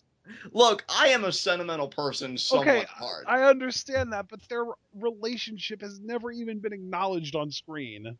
Give it time. WWE always mucks things up. So... yeah, they're going to muck that relationship up by sticking Ambrose with another valet. Yeah, oh my god, Vince would, too. What a dick. Hey, Dean. Come on over here a second. I've got something. You're going to love this. You're going to love this, Dean. We're going to give you a valet. Oh, is it going to be my girlfriend, Renee Young? No, forget about her. She's average. We're going to put you with, are you ready for this? Eva Marie! Oh my god. I think Ambrose would just be like, no, you know what? Take the title. No. You need to understand. We're going to make you guys the next Edge and Lita. Don't you get this? You're Edge because you're kind of crazy and wacky and opportunist. And she's Lita because she's got red hair. Don't you get this? He's so in the way. Damn it. Damn it. Oh, my God. You guys need to make out on every show for at least 20 seconds. Poor Renee. Poor Dean. Yeah, that too. Poor Dean, indeed. Anything you want to say about the Dean Ambrose promo? We've passed that. Oh, what were we even talking about? Because Rusev and Sheamus versus Ziggler and Ryder. Oh, yeah, because you were like, oh, no talking segments. Yeah, it just seems so weird we're talking about Dean and Renee. Oh, okay, yeah, never mind. What was so great about this tag match? Something about how you wanted Renee to, like, hug Dean Ambrose during his... Right, because I was projecting my fan fiction onto the product. That's right, that's totally on me. Even though it's fiction, because they're an actual couple. Yeah, that's true. What was so great about this tag match is just seeing Ziggler tap out like a bitch. That's pretty much my analysis. I agree. Rusev really dominated when he got tagged in. Like, Sheamus looked like a bitch compared to Rusev in this match. Dude, I have to, and I can't believe I'm saying this, I do have to agree with JBL on one point he made on commentary tonight, specifically during this match. It's that Rusev really has been better in this second run as U.S. champion than his first to me. Like, I'm just really loving how he's been booked. I'm loving that he talks a little bit more, has a bit more personality to his personality. I was about to say, it felt like that first run was pretty much just the Lana show with Rusev happening to be in the ring. Right. This feels like Rusev is actually doing his thing, and Lana is along for the ride. Yeah, moments like tonight are the reason why I'm so glad I drafted him so early in our mock draft, which if you guys haven't seen it yet, though I've been loving how many that have, thank you all for your support, but if you haven't seen it yet, you can check it out on the channel. I mean, yeah, Rusev was a very early pick for me, and I just think the world of him, and, you know, matches like this are exactly why he made Ziggler his bitch with ease. Crazy. And I wasn't planning on drafting Rusev until much later. Like, I was planning on drafting him in the same area as, like, I don't know, like Sami Zayn, who ended up going in like the 30s or 40s for us. Right. And you got him in, I believe, the top 15 or so. Yeah, he was definitely in my top 10, I think. Had to be in my top 10 even, I think. So, yeah, I mean, he is amazing. Did you actually have like a little cheat sheet written down for who you wanted to draft in what order? No, all I knew mentally was I wanted Rollins, which I think I got. Kevin Owens, I know I definitely got. He was my number one pick. And well, Rusev, I mean, yeah, he was your number one pick, and then Rollins was your number two pick. So yeah, you got. Yeah. So. And then who else? I think AJ was on there, but AJ really wasn't as much of a priority even as Rusev, if you can believe it. Like, I just really freaking love Rusev. So there you go. Yeah. All right. Well, as we said, Rusev dominated, and then we got like a little video hyping up Randy Orton's big return at Battleground, where he's going to be on the highlight reel with Chris Jericho. And then we got this another weird Mick Foley thing. Weird backstage segment where Bryan and Foley meet up and they talk about everything that they have in common. And then Mick Foley makes fun of Bryan for being small. Yeah, I really didn't get that. I was looking at you through binoculars, but they were the wrong way because you're so tiny. Like, I'm sorry, Mick Foley, why are you being a dick? Yeah, Mick, I thought you were against bullying. You're a children's author, for God's sakes. What message are you sending to the children? What message is the WWE sending to the children when Roman Reigns dopes up, gets caught, and then still main events? You know, that's completely independent of what we were talking about, but you're not even wrong. I know. I was just thinking about that earlier tonight when they showed the graphic of all three of them still being in the Magic Battleground. It's like, what kind of message does that send? Like, what kind of a smooth move is that on Vince's part, where he has a guy who pisses hot and then still gets rewarded with the main event of a pay-per-view? And a world title shot. Like, that's the thing. It's not just a main event. Like, you could have someone main event just to put them against Brock Lesnar to get slaughtered, but it's actually for the world title. So you're totally team Seth on this one, and that his campaign you feel like was totally justified. 100%. There you go, people. I told you that before, though, I thought. Well, it's always nice to have it reiterated, because Seth's freaking awesome. So that's where we're at. And, Mick just totally bullying Bryan here, which I approve of, because I think bullying's amazing. So, just keep being a dick, Mick. That rhymed, Dick Mick. See, it already works. So, yeah, this is good stuff. Wow. Anything you want to add? If you would elongate those names, you'd be telling him to quit being a Richard, Michael. You're so right. I always wondered why Michaels would refer to themselves as Mick instead of just Mike. Yeah, these are perplexing questions, man. The defining questions of our time. And real name is Michael, and you go by Mick. Explain why in the comments. Yeah, that's a weird question of the day, but have at it, people. 30-second hot seat. Oh my god. All right, so what came after this? The main event. It was Ambrose and Rollins with everyone and their mother out at ringside. It was Steph and Foley, and then Shane and Bryan. Yeah, again, a great back and forth match. Love the energy, love the spots. Dean is just... I love that Dean kicked out of a pedigree from Seth when he got destroyed by Triple H's. That hammer, though. What I loved about this match... Wait. Did Triple H actually use the sledgehammer in their match, or was that a penis reference? That was a burial reference, really. It wasn't meant to be why'd either. You call it a hammer? Wait, how? I'm sorry. You don't use hammers to bury people. I guess I just thought hammer because that was always Triple H's signature weapon. So, I don't know. I thought you were calling Triple H's penis a hammer. Well, Stephanie probably does, but we're on two different levels. Ooh, gonna get my hands on that sledgehammer tonight, she says. Oh my god, that probably is their line before what they would even call intercourse because they're old. But it's really just like them making gorilla sounds for 2 hours because they don't actually know what they're doing and they're so freaking roided up that they're clueless. All the while their children go fetal in their respective bedrooms and clutch the blankets begging for it all to stop. Oh, Mommy and Daddy are fighting again. Why does Mommy sound so happy? I think she gets off on fighting. But, going back to the matchup here, which I don't even know how to complete that. Dude, I feel like this episode of TWitWoW might set a new record for tangents. Yeah, it definitely did.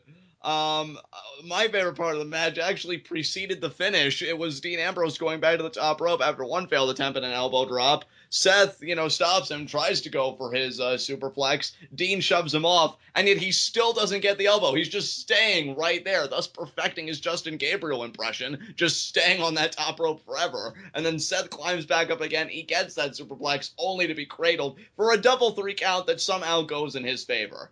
That's pretty much the world title match, people, in a nutshell. It was a great match, a lot of fun, but that ending, though. Yeah, that finish, though. I know, just... So apparently then on the WWE Network after Raw was over, they established, the referee told Lillian that no, it was in fact a draw, and therefore Dean is still champ. So you couldn't have done that on TV? I guess not, because clearly they've never gone to, quarter after before. They had to stop at a certain time. And, do I want to say it? Well, this is already setting the record for tangents, so why the fuck not? Didn't the Raw get to go till like 11:30 that one time? I think so. Of course he did. That was barely even an actual question. It might as well have been rhetorical. I just don't... No, I shouldn't say I don't understand, because I completely understand. I don't know whether to condemn or just facepalm at the shamelessness of WWE to pimp out the network to the point where, get the WWE network so you can see the conclusion that's painfully obvious. Like, what? I don't understand, man. I don't understand anything anymore. WWE Network, because concluding your television show on television is clearly for marks. Oh my god. I'd buy that too as a freaking slogan. So now who's shameless? This guy. So yeah. Now who's shameless and's got 2 thumbs? This guy. So Dean's still champion, which anybody with even a modicum of intellect could put together based on this finish. which clearly isn't WWE's base given how they handled the whole thing.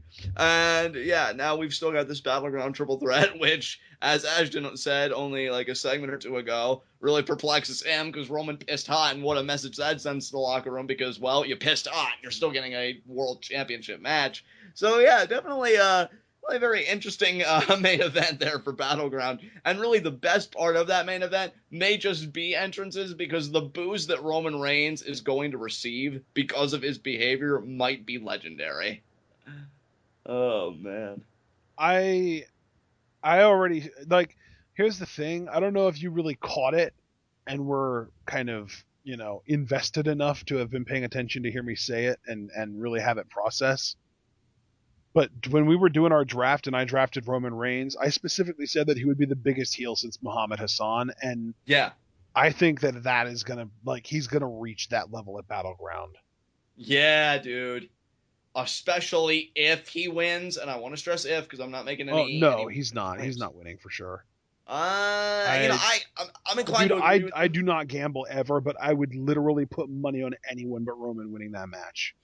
So anyone but you, Roman. But, yes, literally anyone but Roman, because he is he went from this protected, untouchable sort of dude to kind of having his defenses weakened by the crowd, just not being relenting at all, just consistently hating him.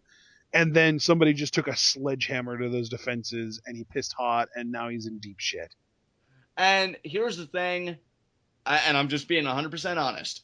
The majority of me is agreeing with you, but with guys like Roman, I always have to leave that 5% a possibility. Always. So 95% of me is with you. I don't think he's winning. That leaves two people, and I'm not going to go any further than that for preview and predictions. But I am leaving that 5%, window of, oh my God, WWE, you really are that stupid. Why am I alive? What's the point of this life? There is no point. It's over. And, and especially if they would give him the title and still expect people to like him. If they give him the title, I just want him to turn heel. Just grab that microphone for your championship win celebration. On my list of what I want to happen at Battleground as far as preferences, literally number one is Roman wins via heel turn. Dude, oh my God, and I know. And then number two is Seth pins Roman and that's it. Number three is Dean pins Roman and that's it. That's it. If Roman isn't getting pinned, he needs to be turning heel and winning. Dude, I know. You're not wrong. I know. And it would just be amazing if he won the title via heel means. It's starting to feel more and more inevitable, though, that he is going to turn heel, and I can't freaking wait. I want Roman Reigns to be one of my favorite wrestlers, and him as a heel would be one. And see, dude, I already told you ever since WrestleMania, I'm not indulging in those stakes anymore, or at least I'm trying not to. Of course. Because I don't want to go down that road of all the excitement and then have it not happen. And this is coming from me, a guy that flies by the seat of his pants with pretty much everything else. So that just shows you. Yeah. KO for Money in the Bank, people. Exactly. That just shows you how WWE has beaten it out of me with Roman Reigns. That's an incredible feat. I'm not touching it, dude. That shit's radioactive. I would love if he won the title of Battleground via heel means, and he's like, is everybody going home happy tonight? Boo! It's irrelevant. Hold the title up. Hit my music. Yeah! That'd just be amazing, dude. But I can't, like I said, it's radioactive. I'm not even touching that. If you're right, dude, I will be right there with you, and I will love it, and I will revel in it, and we will be rabid in the best possible way. But I'm not taking that chance. Dude, and it's a shame. Him turning heel is going to lead to, Batista quality heel segments. I agree. Dude, I agree with everything you're saying. I just can't take the leap. And again, this is coming from me. No, dude, I get it. I completely get it. I guess I'm just a little bit more delusional than you at this point. Which is shocking, because you're the rational one. I feel like the group dynamics, because of Roman Reigns, has just totally been fucked up. I should be the one saying... Right, but when something feels like it needs to happen, it's a rational response to think it's going to happen. That is true. It's the irrational response to just completely put your fingers in your ears and go, la, la, la, nope, not happening, la, la, la, nope, I don't believe it ever. So I Which guess I still am the rational one here. maybe. Maybe. I mean, I don't know, dude. Because I want to believe the reports that Vince is soured on Roman. And why wouldn't he, given what happened? Oh yeah. I If just, you're I Vince don't know. McMahon and you haven't soured on Roman Reigns, you're literally like the dementia has gotten to you. You know what I will say that We I make could fun of me for having early onset Alzheimer's. Well, there's nothing early about this onset, Vince. Oh, triangular snap for the win. I prefer Z snaps, John. Come on, up Yeah, your game. yeah, you didn't get it. Deal with it. It's your fault. Well, of course it is. Yeah, blame your face. But what I can really get behind that I know is happening, even with this screwy finish tonight, I'm loving how much they're going out of their way to protect Seth Rollins. The guy beats Roman Reigns clean in Money in the Bank, virtually beats Cena clean on a Raw because the club only interfered. They didn't physically touch Cena. He was only distracted for like a second. And then in this match tonight, Dean really didn't beat him straight up. I mean, the referee even said on that exclusive it was a draw, so there was not a winner or a loser. They have really protected Seth since his comeback. So the first person to really, oh, and by the way, that cash in by Dean, it was preceded by a briefcase shot to the face, so it was hardly equal footing, and plus it was after a match. So the first person to really beat Seth straight up, I want that to be a huge deal because I'm just loving Seth getting the Sasha Banks treatment. I love it. And he deserves it, and it works. Dude, like, it was so frustrating as a Seth Rollins fan, and I still am a huge Seth Rollins fan, even though, like, again, my top 5 is fluctuating all the time. It was so frustrating as a very impassioned Seth Rollins fan to have to feel like I was defending his title reign from people being like, oh, he's chicken shit, oh, it's illegitimate, all this stuff. Him being booked this way is so freaking good because he's a heel, which, yeah, you should be babyface, dude, because those reactions, though. But at least he's doing it in a way where even if Steph supports him, because she very clearly wanted him to be champion tonight, she didn't try and distract the ref or do any of that crap. Corporate Kane didn't come down and do all this shit. It's all Seth. A heel that wrestles on his own ability and just, like, does his thing. God, I love that so much. Like, if we're going to keep Seth heel, just keep this booking, please, because it makes it not only palatable. I mean, we might as well just call him Seth Lethal at this point. Exactly. And that is one thing I will say I feel like ROH has gotten right. I love Jay Lethal's booking, and I feel like doing something similar with Seth, it freaking works. And I just really wanted to go out of my way on this podcast and really bring that up because I've just noticed Seth's booking is just, he's really been strong, and I love it. So, good shit. Which is hilarious because as soon as he wins the title, it's going to be right back to running away from everyone. I really hope not, dude. I really hope not. I mean, you're probably right, but I really hope not. Yeah, I was about to say, like, I hope not too, but, you kind of pointed out the rationality on me, so... Yeah, it's like, I really don't want to either, John, but precedent. Suck it. And, that's You're so right, though. Obviously. Anything you want to add to this before we get to our next segment? Yeah, let's move on, brother. High spots and low shots after a very tangential TWitWoW. Yeah. Did you just call it tangential? You're damn right I did, because it had tangents and possibly genital warts on my end. That's yet to be unconfirmed, though. Oh my god. Shout out to you, James! That one was for you. My low shot, and you got genital warts from James? Shh, that aspect of a relationship is private. But, no. My low shot. I think John just came out of the closet to you guys. Congrats. And yeah, now James, I don't know how he's gonna feel, because I know he's been salty that it hasn't been mentioned on TWitWoW in a while, and now he just got mentioned in a really bizarre way. But, my low shot, let's see. You know what? I'm gonna say that... No, you know what? My low shot's Alberto Del Rio. Because you go from this guy that calls everybody Perro and has this main event air about you, or at least, self-professed main event air, and you lose, albeit in a fluky fashion, to Darren Young, who's no slouch by any means, but I mean, come on now, dude. Your stock's really plummeting, apparently. I wouldn't be surprised if you were one of the draft picks that was made after the actual draft went off the air and you were a web pick. So, Del Rio is my low shot. Yikes. A web pick. Yeah. Just savage. He deserved it. He's a bitch. You know what? I think my low shot's going to have to be Chris Jericho. Whoa. Actually, that's totally understandable. He did eat the pin in that tag match, costing Kevin Owens yet another victory. Yeah. I love that you will bring anything that you possibly can back to Kevin Owens. It was relevant. It was, clearly. But not only that, but we also got a video package tonight talking about Randy Orton, and I just have a sinking feeling that Jericho's eating an RKO on Sunday. Oh, definitely. This is both I don't want to mix that up with our t-shirt. This is both a relevant heat of the night, or the low shot, as well as a preemptive one.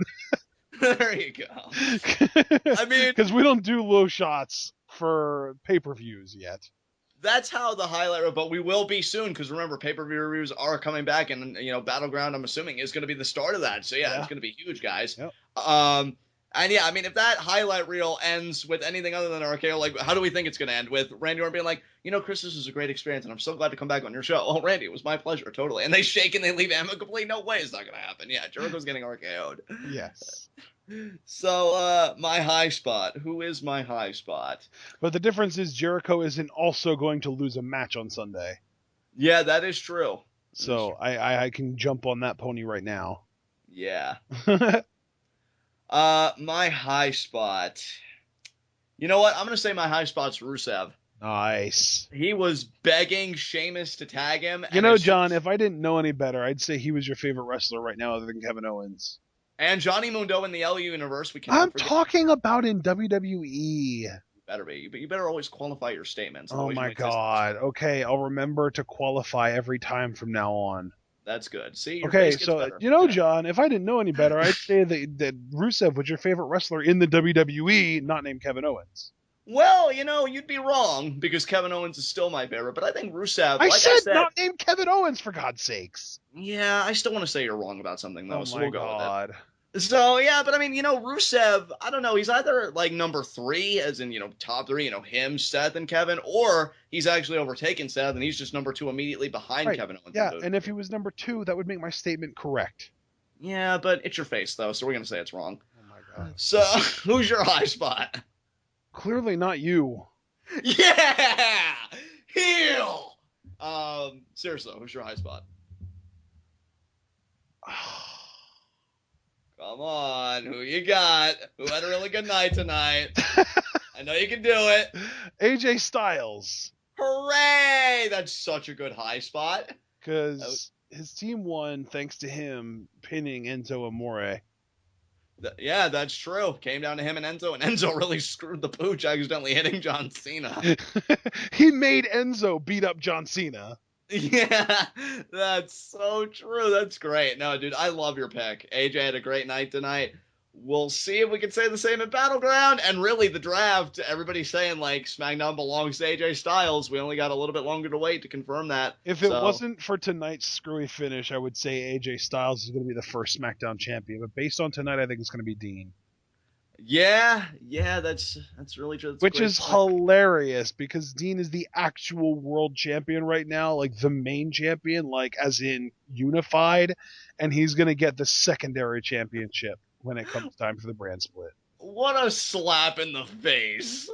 Thanks for all that work you did, Dean, but now we're going right back to the man. Wait a minute. Does that make me, yes, Dean, you're the Christian of the WWE now? No! Oh, God. Oh, my God. Hey, man, Edge was world champion, too. Yeah, but I always like to laugh at Christian. He was such a waste of space. Listen, okay, I loved Christian. Here's my thing, and I'm being dead serious.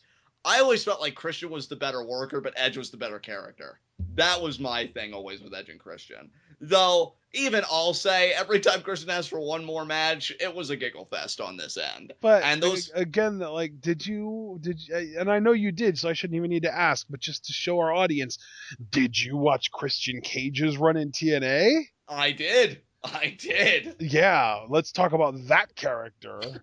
No, he's a great douchebag. I mean, and obviously I will defend all douchebags because we have a right to be here. And those matches with Randy Orton over the world title, I think, are some of the best matches that belt has ever had. Like, real clinics. Especially their Over the Limit match, which is my favorite.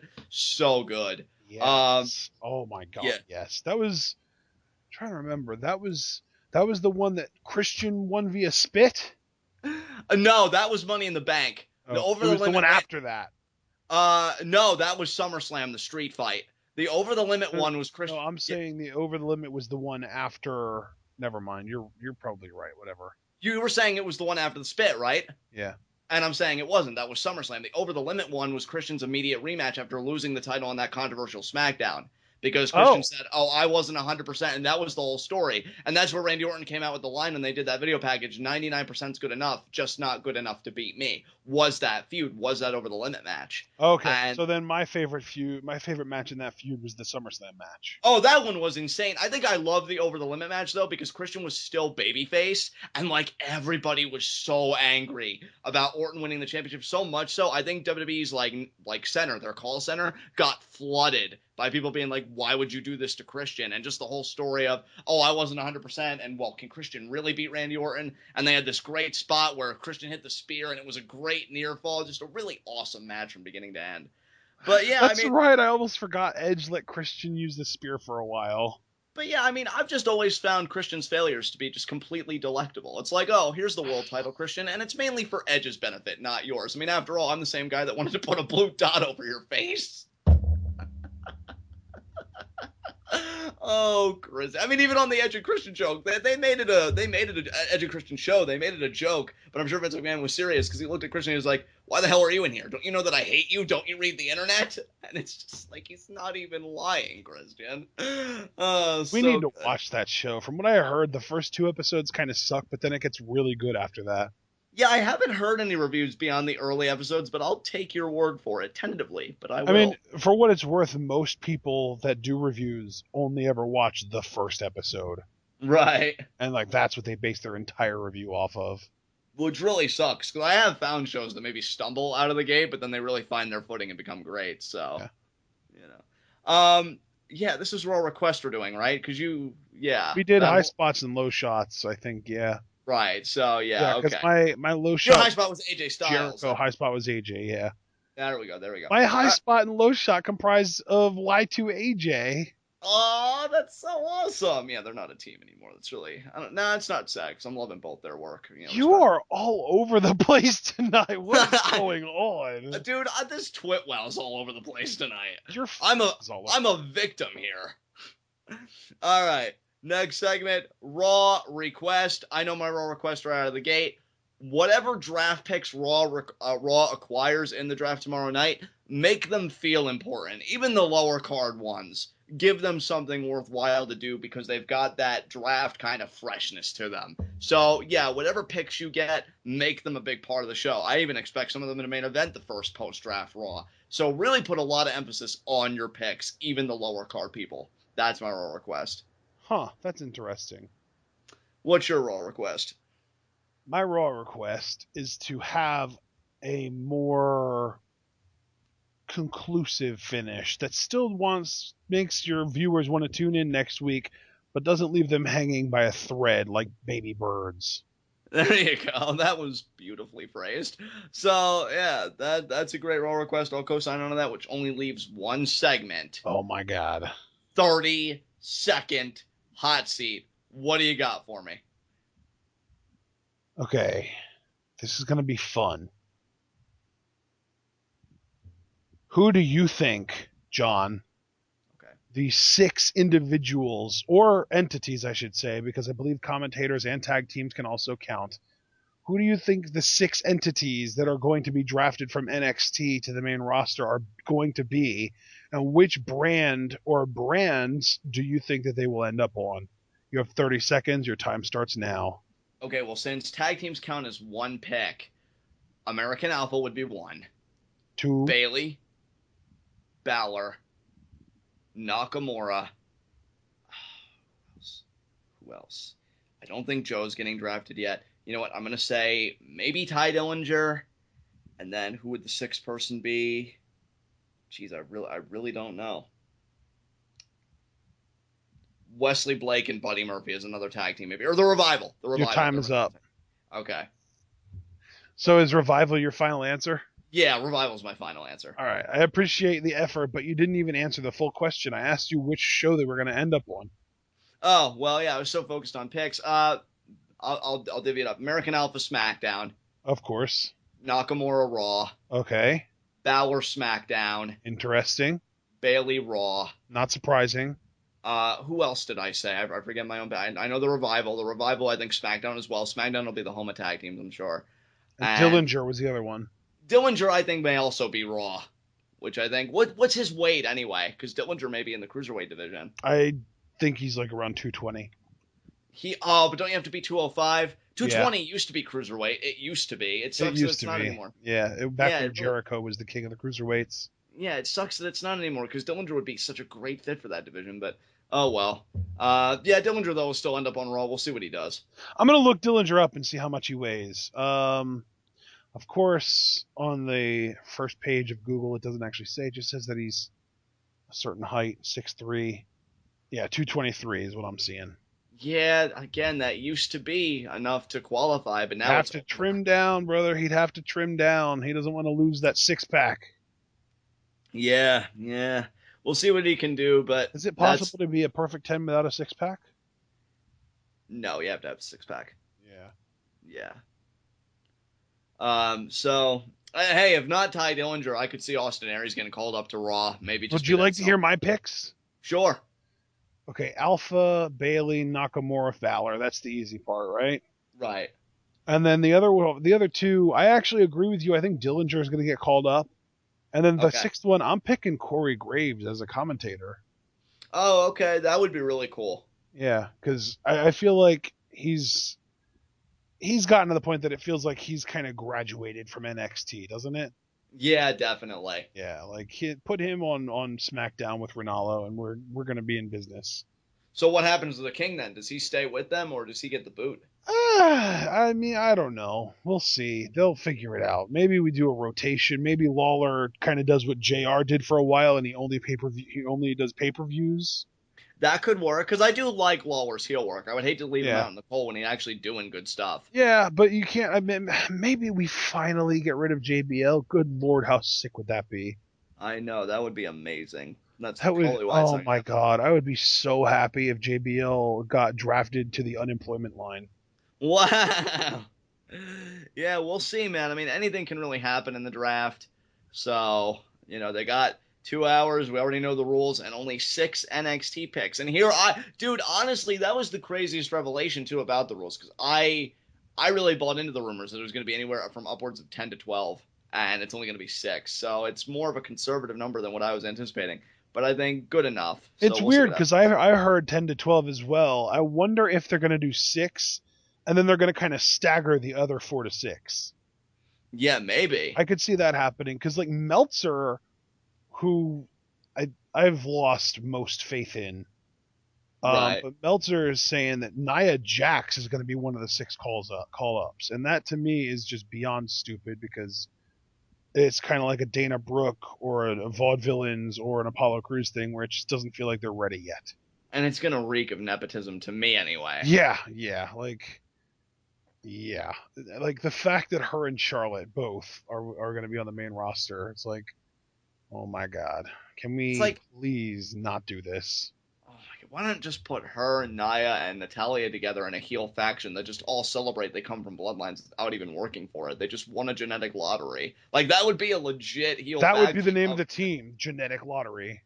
There you go. Like, oh my God, I could get so into all 3 people if they were heels and really embrace the idea that they're awful, which, I mean, granted, Natalya and Charlotte, I guess they're doing now, but they're not like narcissistic heels in the sense that, look at our bloodlines. If anything, they feel like they're above their bloodlines. At least Charlotte does.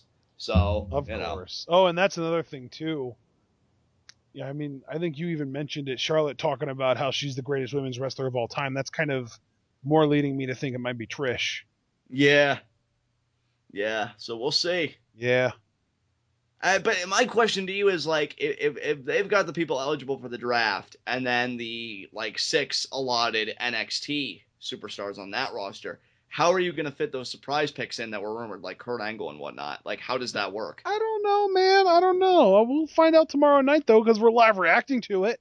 That's so true. We are live reacting to it, so you guys want to be sure to check that out. Ashton, do you have any concluding remarks about Raw, though, until we get to that point? I was just getting ready to say, do you like how I just took a question that you had for me that wasn't really relevant to anything that we were doing, and I turned it into a plug? Yeah, you did. Businessman. All right, guys, with that said... I'm not a businessman. I'm a businessman. Oh, look at you. Yeah, I've got nothing else to say about this Raw. I'm guessing you don't either? I'm good, man. Let's close it out. I'm getting tired, ready to go to bed. I'm right there with you. This has been Raw. This has been TWitWoW. The best and longest wrestling podcast made for wrestling fans, by wrestling fans, on the web today. I'm John. That's my cohort and commentary Ashton. Guys, be sure to comment and subscribe on YouTube. Remember, for Raw TWitWows, the 30-second hot seat is the question down below in the comments. What 6 NXT superstars do you think are going to be drafted? And what show are they going to appear on? So that's a conversation I would love to see happen down below. You guys already know all the other stuff you want to check out, but just to give you a quick rundown for this week, Tuesday, we have got SmackDown Live, the draft, live reactions. Going to be doing that. Wednesday, it's going to be Lucha Underground Ultima Lucha Dos Part 3, the finale, live reactions. After that, we're going to be doing that huge Lucha Underground roundtable with the Lucha Clique. It's going to be us, the Last Real Heels, and the Lady J from Face Lock Feministas, who won't be censoring my opinions. Then we've got Thursday. She might try, but I know John, and he will not be censored. Exactly. The Lady J, when she tries, she'll be doing her best Zack Ryder impression because she'll also fail immediately afterwards. Thursday, we'll be doing Cruiserweight Classic Episode 2 live reactions and also our NXT review, correct, Ashton? Yeah. Because Wednesday night, it's going to be so stacked, guys. Lucha goes till 10. We're going to do TWitWoW as soon as it's over, and then we've got the roundtable at 10:30, and that'll probably go till at least midnight, and we're not even trying to start covering NXT at that point. Exactly. So NXT is going to be Thursday after Cruiserweight Classic live reactions. Friday, either Friday or Saturday, it's going to be Battleground preview and predictions, but also Friday, Saturday, and Sunday, which is guaranteed, G1 Climax 26-2016, days 2, 3, and 4, consecutively. It's going to be stacked, guys. It is a stacked rest of the week. I'm kind of crying inside thinking about it, but we're going to persevere, and it's going to be amazing quality, as you can expect from the two of us. So that inbox is going to explode. We've got G1 and Battleground on Sunday. That's right. Honestly, dude, I'm so sorry for blanking out on that because I'm so fixated on G1, but you're right. Yeah. Because Battleground live reactions and our pay-per-view review, I'm guessing, which would be immediately after, right? Yeah. Is all going to be on Sunday. So, guys, your subscription box, as it relates to TWitWoW, is going to blow up. I mean, isn't G1 on Monday as well? Probably is, because I know it never lands on a Tuesday from what I could tell. Okay. So yeah, it probably is going to be on Monday. That would be useful if we didn't already have SmackDown reviews to do on Tuesdays. There is going to be no reprieve for the longest time, guys. Probably not until G1 Climax and the Cruiserweight Classic are both finished. Which is a month from now, solid. Exactly. And then immediately after that, that's 4 weeks. And then immediately after that, it's going to be SummerSlam anyway. So. And then we get a break. Yeah, because then, as you guys know, in the fall, Raw drops off of the itinerary and we focus more on the other stuff. Raw and SmackDown both drop off of the itinerary. That's right. Yeah, we'll be taking a break from both, and it's just, going to be NXT and all that stuff. So, man, guys. Might even take a break from SmackDown this year. Yeah, we'll have to see how it goes. We'll have to see how it goes. Because if it's really engaging, I personally wouldn't even want to stop it. But yeah, Raw, even when it's good, 3 hours. God damn. But yeah. Maybe our NXT break this year will be from December to March instead of from September to December. Right. Because this past year, the December to March break was really bad and lame. I mean, guys, just the idea we're having this discussion shows you how loaded things are going to be the next few weeks, into months, really, kind of territory. So, I mean, we were even talking about how stacked this week is, but, the weekend looks so much even more stacked than the week itself. It's crazy. Yeah, exactly. Guys, brace yourselves. Seriously. It is all coming at you. No. Literally grab something so you don't get your freaking socks blown off. What he said. I don't even know who that was an impression of. I think I'm getting delirious. We're both getting delirious. So, guys, you already know what to expect. I ain't repeating myself, but I'll tell you what you can do. Tune in and peace out.